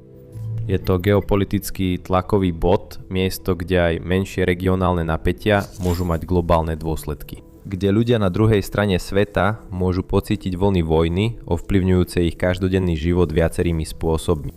A kde geografia viac než ktorýkoľvek iný faktor určuje, čo je možné a čo nie je. Takže napriek všetkým úspechom ľudstva, pokiaľ ropa zostáva v Perskom zálive, svetová ekonomika zostáva rukojemníkom geografie. Ak chcete lepšie pochopiť, čo sa dnes deje, pozrite si, prečo sa každý arabský štát obáva Iránu. Nezabudnite sa tiež prihlásiť na odber a dať videu like. Naozaj to robí veľký rozdiel. Vidíme sa na budúce. Kartelová kríza v Mexiku nie je len problémom kriminality, je to katastrofa národnej bezpečnosti. V roku 2024 kartely fakticky ovládajú 30 až 40% územia Mexika, pričom niektoré oblasti fungujú úplne mimo vplyvu vlády. A násilie je ohromujúce. Viac ako 30 000 vražd ročne od roku 2017 a viac ako 110 000 ľudí je oficiálne nahlásených ako nezvestných. Mnohí ďalší sú pravdepodobne pochovaní v hromadných hroboch. Obchodovanie s drogami, pašovanie ľudí, vydieranie a vojny kartelov urobili z Mexika jednu z najnebezpečnejších krajín na svete. Ale ako sme sa sem dostali? A čo prinesie budúcnosť? V 80. a 90. rokoch 20. storočia ovládali obchod s drogami v Amerike kolumbijské kartely.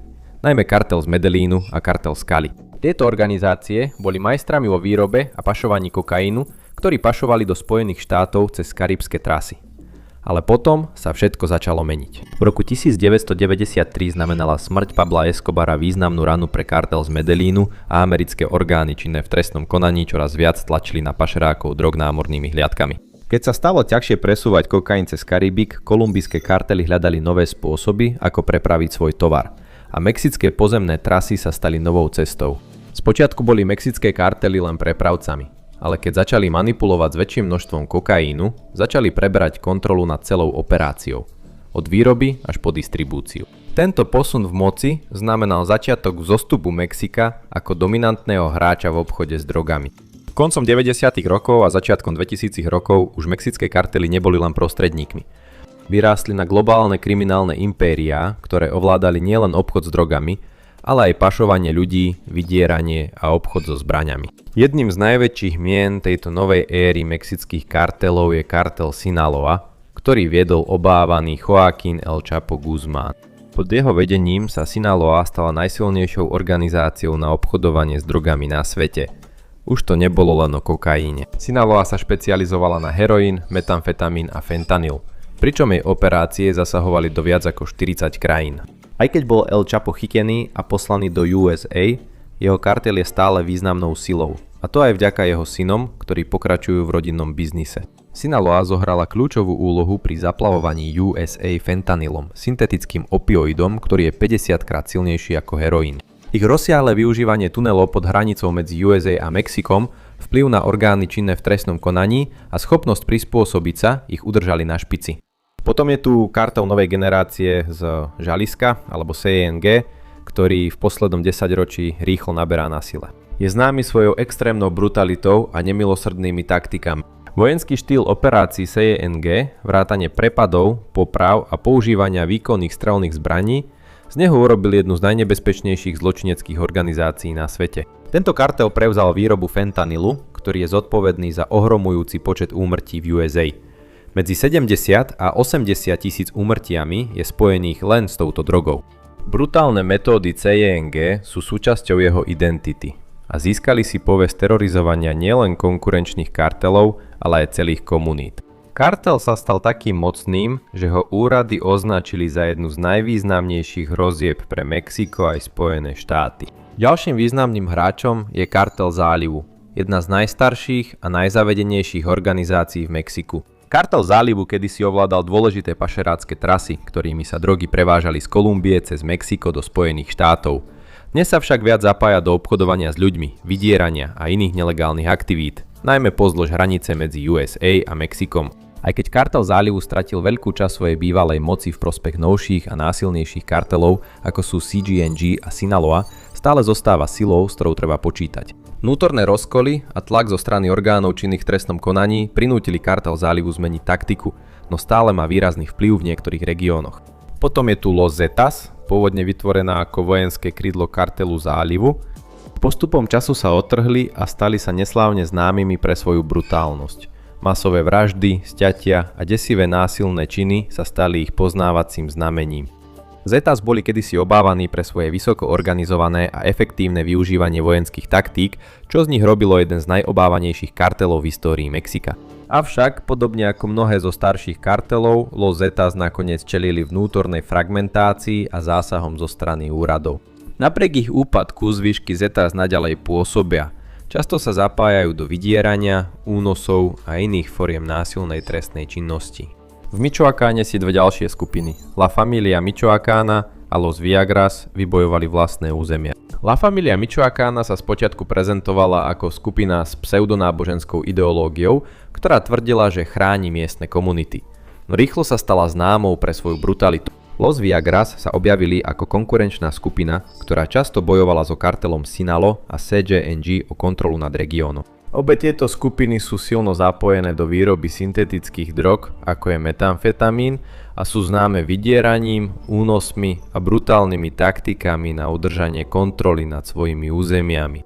Zostud týchto kartelov mal ničivé následky pre Mexiko aj Spojené štáty. V Mexiku násilie drogových kartelov eskalovalo do nepredstaviteľných rozmerov, pričom od roku 2006, keď vláda začala tvrdšie postupovať proti organizovanému zločinu, bolo zabitých viac ako 400 000 ľudí. Celé komunity boli roztrhané na kusy a mnohí civilisti sa ocitli v krížovej paľbe vojen medzi kartelmi. Mestá a obce sú ovládané týmito mocnými skupinami a bezpečnostné zložky si s nimi často nevedia poradiť pre ich početnosť a zdroje. V USA sa kríza opioidov ešte zhoršila prílevom fentanylu na trh. Počet úmrtí v dôsledku predávkovania prudko vzrástol a fentanyl je teraz jednou z hlavných príčin úmrtí Američanov mladších ako 50 rokov. Tieto kartely so svojimi rozsiahlými operáciami významne prispeli k tejto verejno-zdravotnej núdzi. Presun moci z kolumbijských kartelov na mexické organizácie zásadne zmenil obchod s drogami. Kolumbijské kartely možno boli kráľmi pašovania kokainu, ale mexické kartely si vybudovali svoje impérium nielen prevzatím obchodu s kokaínom, ale aj rozšírením pôsobenia na syntetické drogy, ako sú fentanyl a metamfetamín. Prispôsobili sa, vyvinuli sa a stali sa mnohostrannými zločineckými organizáciami. Napriek prebiehajúcim snahám o ich potlačenie, tieto kartely naďalej prosperujú. Keďže situácia v Mexiku aj v USA sa čoraz viac zhoršuje, jedna vec je jasná. Boj proti týmto kartelom je ďaleko od konca. V Mexiku nie sú kartely len skupiny pašerákov drog, fungujú skôr ako tieňové vlády. Každý kartel vládne nad konkrétnymi územiami s takou mierou kontroly a vplyvu, ktorá môže súperiť so samotným štátom. Tieto zločinecké impéria rozdelili krajinu na regióny, kde sa špecializujú na všetko, od výroby drog cez vydieranie, obchodovanie s ľuďmi až po krádeže pohonných môd. Sinalojský kartel je jednou z najmocnejších a najznámejších organizácií na svete a jeho vplyv siaha naprieč Mexikom aj za jeho hranice. Kartel pôsobí najmä v regióne Sinalo a ovláda kľúčové trasy pašovania drog, najmä tie, ktoré sa používajú na prepravu kokainu a fentanylu do USA. Pre sinalojský kartel je obchod s drogami globálnym podnikom. Majú rozsiahle globálne siete a ich schopnosť pohybovať sa v zložitých pašeráckych trasách ich udržiava medzi najvýznamnejšími hráčmi vo svete kartelov. V západnom štáte Jalisco vládne kartel novej generácie z Jalisca alebo CJNG. Tento kartel je známy svojimi násilnými taktikami, vrátane priamych konfrontácií s mexickou vládou. CJNG sa rýchlo stal jedným z najnebezpečnejších a najvplyvnejších kartelov v krajine.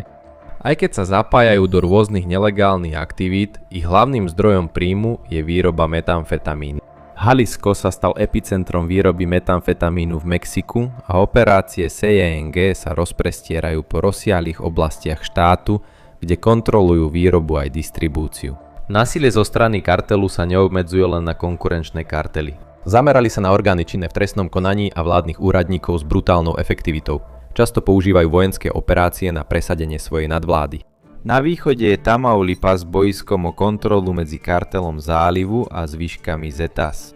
Aj keď už tieto skupiny nie sú také dominantné ako kedysi, stále ovládajú hlavné pašerácke trasy a nelegálne podniky. Tamaulipas je známy svojou účasťou na obchodovaní s ľuďmi a krádežiach pohonných môd. Tieto kartely často zneužívajú najchudobnejšie pohraničné oblasti na pašovanie ľudí do USA a zarobili miliardy na nelegálnych operáciách s očerpávaním pohonných môd.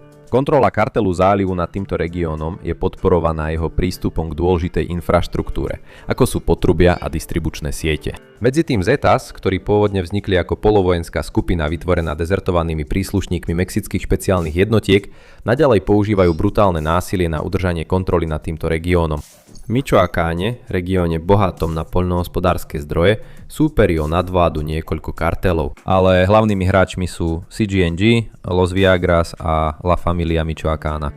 Aj keď sa tieto skupiny venujú rôznym trestným činnostiam, jednou z ich najvýnosnejších operácií je vydieranie miestnych pestovateľov avokáda a limetiek. Tieto plodiny sú pre ekonomiku regiónu nevyhnutné a je známe, že kartely požadujú od farmárov výpalné, pričom na presadzovanie svojich požiadaviek často používajú násilné prostriedky. Okrem vydierania sú tieto skupiny výrazne zapojené do výroby metamfetamínu, pričom mnohé vidiecké oblasti Michoacánu slúžia ako tajné laboratória na výrobu tejto drogy. Násilie a vydieranie, ktoré sužujú tento región, čoraz viac sťažujú život miestnym obyvateľom, ktorí sa často ocitajú v krížovej paľbe medzi súperiacimi kartelmi. V štáte Guerrero je situácia rovnako pochmúrna.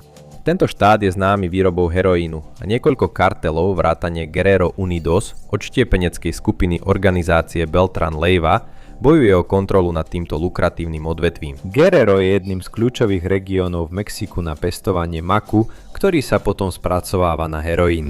Tieto kartely kontrolujú nielen výrobu, ale aj pašovanie drogy, ktorá je prepašovaná do USA a na ďalšie trhy. Obchod s heroínom Guerrero je natoľko dominantný, že sa stal hlavným zdrojom príjmov pre mnohé kriminálne skupiny v tejto oblasti, ktoré využívajú svoju moc na presadzovanie svojej vlády nad miestnymi komunitami. Násilie spojené s obchodom s heroínom viedlo k neustálym konfliktom, keďže súperiace kartely bojujú o kontrolu nad oblastiami pestovania maku a pašeráckymi trasami. Každý z týchto regiónov funguje takmer ako samostatná krajina, kde kartely pôsobia ako tieňové vlády. Vyberajú dane od miestnych podnikov, presadzujú vlastné zákony a dokonca riešia spory vo svojich komunitách. Napríklad, ak miestny obchodník odmietne zaplatiť kartelu za ochranu, následky môžu byť smrteľné. Kartely majú vlastné donúcovacie mechanizmy. Často používajú násilie na udržanie kontroly a donútenie civilistov poslúchať. Či už ide o únosy, sťatie hlavy alebo hromadné vraždy, metódy kartelu sú brutálne aj účinné. V niektorých oblastiach pôsobia členovia kartelu ako de facto úrady. ponúkajú ochranu výmenou za lojalitu a peniaze, pričom trestajú každého, kto sa im odváži postaviť. Moc, ktorú tieto kartely uplatňujú nad svojimi územiami, je priamou výzvou pre mexický štát, ktorý sa márne snaží získať späť kontrolu v oblastiach ovládaných zločineckými organizáciami. Kartely sú dobre vybavené, často lepšie ozbrojené a lepšie financované ako miestne orgány činné v trestnom konaní. Majú tiež rozsiahlu sieť skorumpovaných úradníkov na výplatnej listine, čo vláde ešte viac sťažuje potláčanie ich činnosti. V tomto svete nie sú kartely len zločinci. Sú vládcami svojich území. Určujú, čo sa deje na ich územiach a ich vplyv siaha ďaleko za hranice obchodovania s drogami. Od vydierania farmárov až po riadenie sietí obchodovania s ľuďmi je moc týchto kartelov absolútna. Pre mnohých Mexičanov žijúcich v týchto oblastiach sa život pod kontrolou kartelov stal tvrdou realitou, s malou nádejou na zmenu, pokiaľ mexická vláda nedokáže vážne vyzvať tieto zločinecké impériá. V mnohých častiach Mexika, kde vláda zápasí s udržaním kontroly, nastúpili kartely, ktoré zaplnili vákuum a prevzali úlohu tieňovej vlády. Tieto zločinecké organizácie nie sú len o drogách a násilí. Spravujú celé komunity, poskytujú služby, vynúcujú zákony a dokonca kontrolujú miestne ekonomiky. Avšak, aj keď sa môže zdať, že kartely preberajú úlohu tam, kde štát zlyhal, život pod ich vládou nemá s dobrotivosťou nič spoločné. Je to nočná mora plná strachu, nátlaku a brutality. Jedným z najzákernejších spôsobov, akými si kartely udržiavajú kontrolu, je vydieranie. Požadujú piso, teda výpalné od každého, kto sa snaží podnikať. Táto prax sa netýka len veľkých spoločností. Pouliční predajcovia, drobní farmári a dokonca aj miestne obchody sú nútení platiť. Napríklad v štáte Michoacán musia pestovatelia avokáda odozdávať až $1000 za hektár každý rok. Ak to nesplnia, následky môžu byť smrteľné. Kartely majú jednoduchý, no brutálny odkaz. Zaplate daň alebo čelíte pomste. V oblastiach, kde tieto kartely získali prevahu, majú mnohí obyvatelia len málo možností a musia sa podriadiť požiadavkám kartelu zo strachu o svoj život alebo bezpečnosť svojej rodiny. Nie je to však len o vydieraní a zastrašovaní. Kartely, najmä tie mocné ako kartel Sinaloa a CJNG, vedia, že získanie priazne miestneho obyvateľstva je kľúčom k udržaniu ich moci. Preto sa niekedy ujímajú úlohy dobrodincov a financujú sociálne služby v snahe získať lojalitu a upevniť svoju moc. Počas pandémie COVID-19 napríklad CJNG aj kartel Sinaloa rozdávali balíčky pomoci komunitám v núdzi, poskytovali jedlo a zásoby tým, ktorí to najviac potrebovali. Na prvý pohľad sa môže zdať, že tieto kartely konajú z láskavosti alebo občianskej povinnosti, ale táto dobročinnosť je strategická. Cieľom je kúpiť si lojalitu a čo je ešte dôležitejšie, zabezpečiť, aby ľudia v týchto oblastiach vnímali kartely ako ochrancov, nielen ako zločincov. Táto taktika vytvára určitý druh závislosti, kde miestne obyvateľstvo cíti, že za svoje prežitie vďačí kartelom, čo ich robí menej náchylnými odporovať alebo spochybňovať ich autoritu.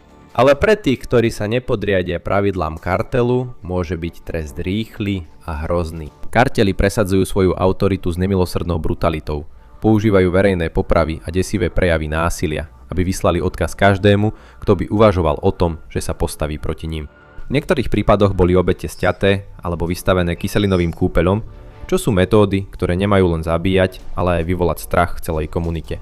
Či už ide o informátora, člena konkurenčného gangu, alebo dokonca nevinného civilistu, ktorý sa ocitol na nesprávnom mieste v nesprávnom čase, nikto nie je v bezpečí pred krutými trestami, ktoré kartely udeľujú. Násilie je často verejné, má vyslať mrazivý odkaz, že akýkoľvek pokus zoprieť sa zákonom kartelu bude potrestaný rovnakým spôsobom.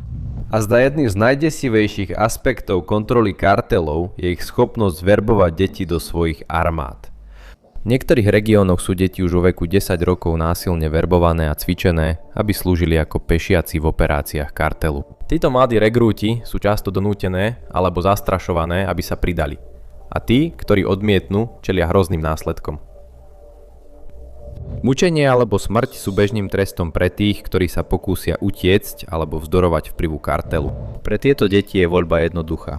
Pridať sa ku kartelu alebo čeliť hroznému osudu. Mnohí sú nútení zapájať sa do násilných aktivít, ako je pašovanie drog, vykonávanie vražd alebo pôsobenie ako hliadky. Kartely zneužívajú zraniteľnú mládež, ponúkajú im ochranu a pocit spolupatričnosti, pričom ich zároveň menia na nástroje násilia a teroru. Pod vládou kartelov sa život stáva každodenným bojom o prežitie.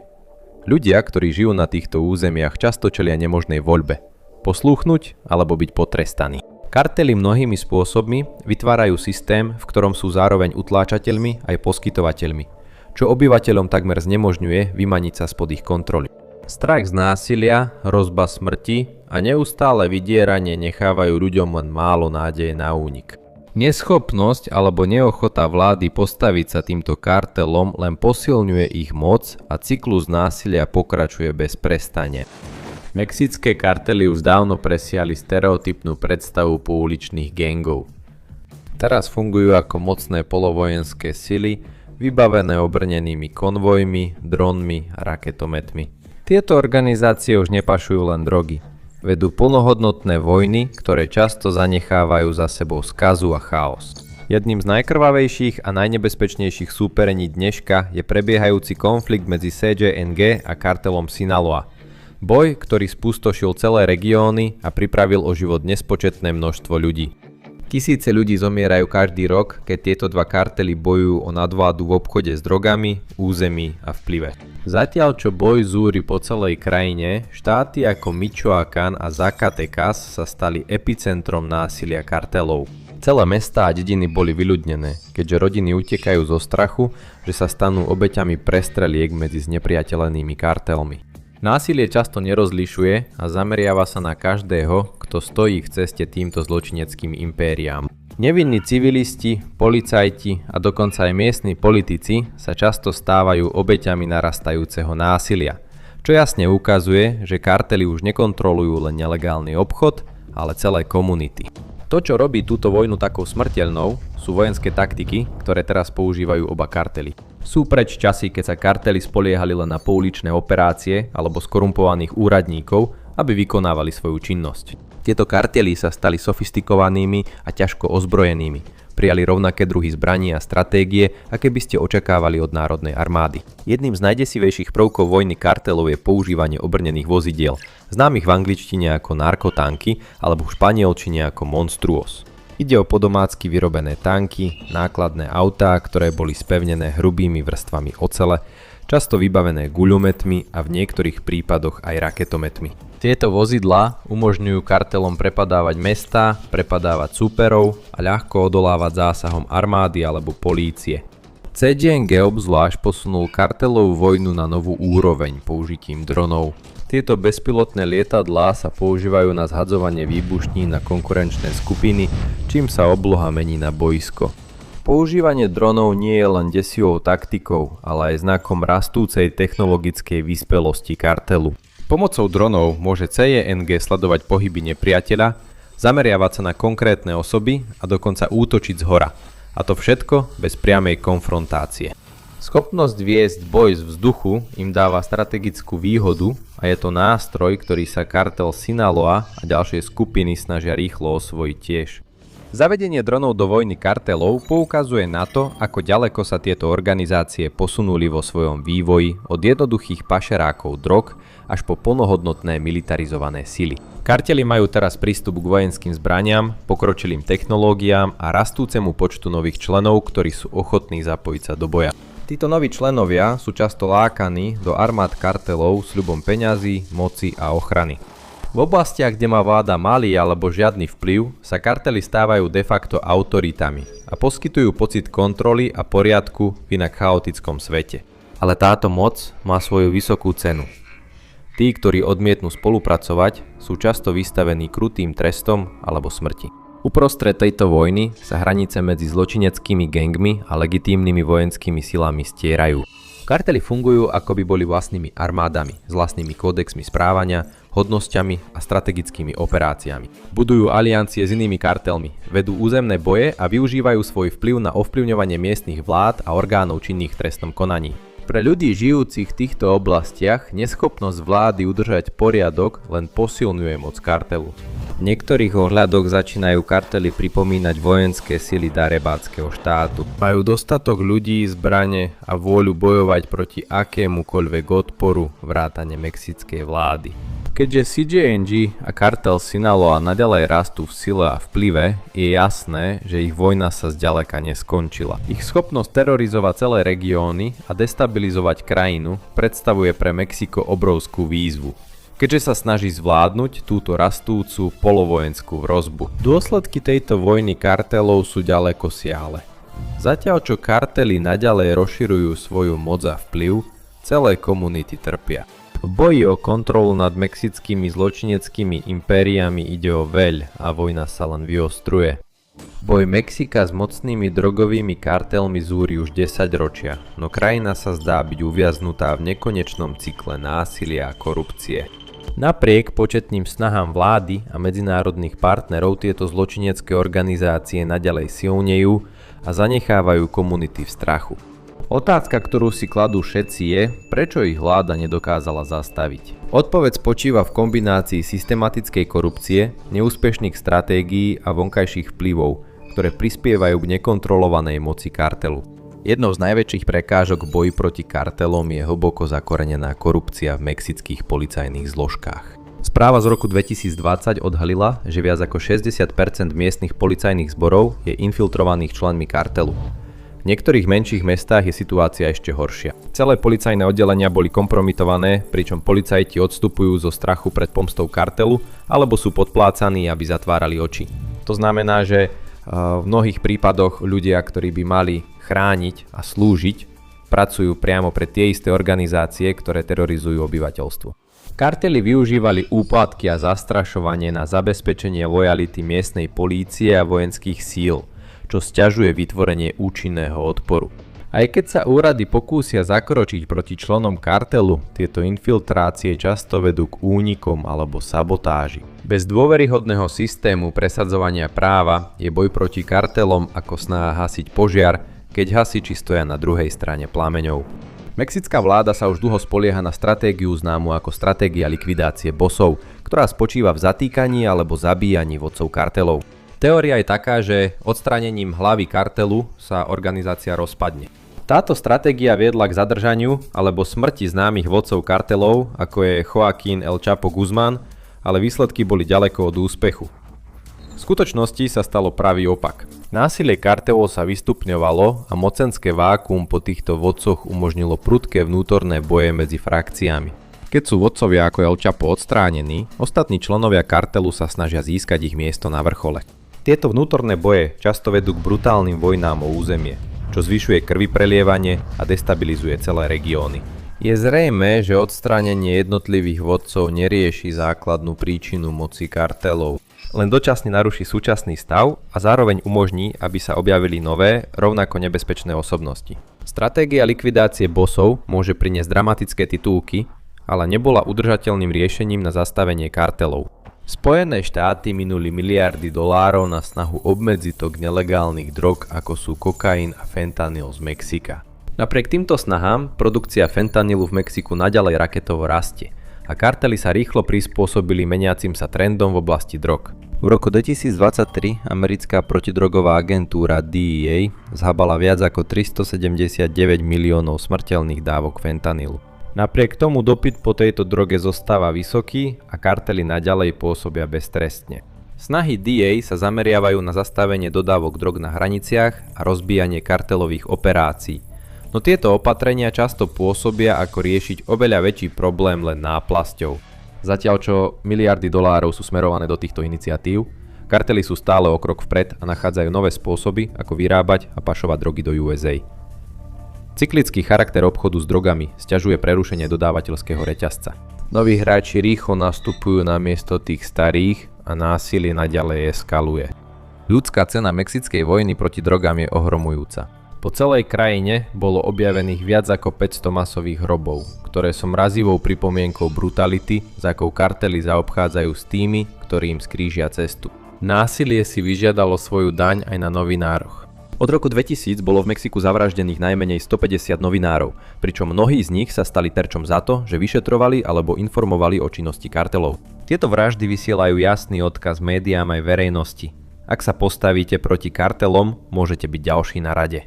Politici boli tiež zavraždení s alarmujúcou pravidelnosťou, najmä počas volebných období, keď sa kartely snažia ovládnuť miestne vlády a ovplyvniť politiku. Ako násilie eskaluje a vplyv kartelu rastie, niektorí odborníci sa obávajú, že Mexiko je na pokraji toho, aby sa stalo zlyhaným štátom. Krajinou, kde je moc vlády prevažne symbolická a kartely majú úplnú kontrolu. Ak bude súčasný trend pokračovať, kartely by mohli prevziať úplnú kontrolu nad kľúčovými odvetviami, ako je výroba drog, obchodovanie s ľuďmi a dokonca aj legálne podniky. Nakoniec by mohli úplne ovládnuť politiku, určovať, kto bude zvolený a kontrolovať politické rozhodnutia na všetkých úrovniach vlády. Možnosť vzniku narkoštátu je desivá, ale nie je to nemožné. Mexická vláda má problém držať krok s rozsahom a zložitosťou kartelov a vplyv organizovaného zločinu sa hlboko zakorenil v spoločnosti. Táto situácia prinútila mnohých zamýšľať sa, či krajina ešte niekedy získa späť svoju suverenitu, alebo sa kartely stanú skutočnými držiteľmi moci v Mexiku. Čo sa teda dá urobiť, aby sa zastavili kartely a získala späť kontrola? Niektorí odborníci tvrdia, že Mexiko by sa malo zamerať na odstránenie korupcie v rámci orgánov činných v trestnom konaní. Bez očistenia policajných zložiek a zabezpečenia, aby sa členovia kartelov nemohli infiltrovať do kľúčových inštitúcií, je akákoľvek stratégia proti kartelom odsúdená na neúspech. Snahy o odstránenie vplyvu kartelov v rámci vlády a bezpečnostných agentúr sú kľúčové pre rozloženie infraštruktúry kartelu. Iní tvrdia, že legalizácia drog by mohla znížiť zisky kartelov odstránením nelegálneho trhu. Hoci tento prístup zostáva kontroverzný, niektorí veria, že dekriminalizáciou drog, ako je fentanyl, by vlády mohli pripraviť kartely o ich hlavný zdroj príjmov a tým ich nakoniec oslabiť. Ďalším navrhovaným riešením je zvýšenie zapojenia americkej armády. Niektorí politici navrhujú označiť kartely za teroristické organizácie, čo by umožnilo priamy vojenský zásah proti nim. Aj keby to vyostrilo konflikt a ešte viac zapojilo USA do záležitosti Mexika, mohlo by to zároveň poskytnúť mexickej vláde ďalšie zdroje a podporu v boji proti kartelom. Kríza kartelov v Mexiku patrí medzi najhoršie bezpečnostné katastrofy na svete. Keďže kartely ovládajú rozsiahle územia, fungujú ako paralelné vlády a páchajú masové vraždy, krajina sa nachádza na rázcestí. Bez rozhodných krokov hrozí Mexiku ďalší pád do bezprávia a v blízkej budúcnosti môže vzniknúť celý narkoštát. Bez ohľadu na to zostáva otázka. Dokáže Mexiko získať späť svoju krajinu, alebo už kartelové impérium zvíťazilo? Ďakujem, že ste sa ku mne dnes pridali. Dúfam, že sa vám video páčilo a ak chcete vidieť viac takýchto videí, zvážte odber a zapnite si upozornenia. Naozaj to pomôže. Ešte raz ďakujem a uvidíme sa na budúce v relácii Mapek.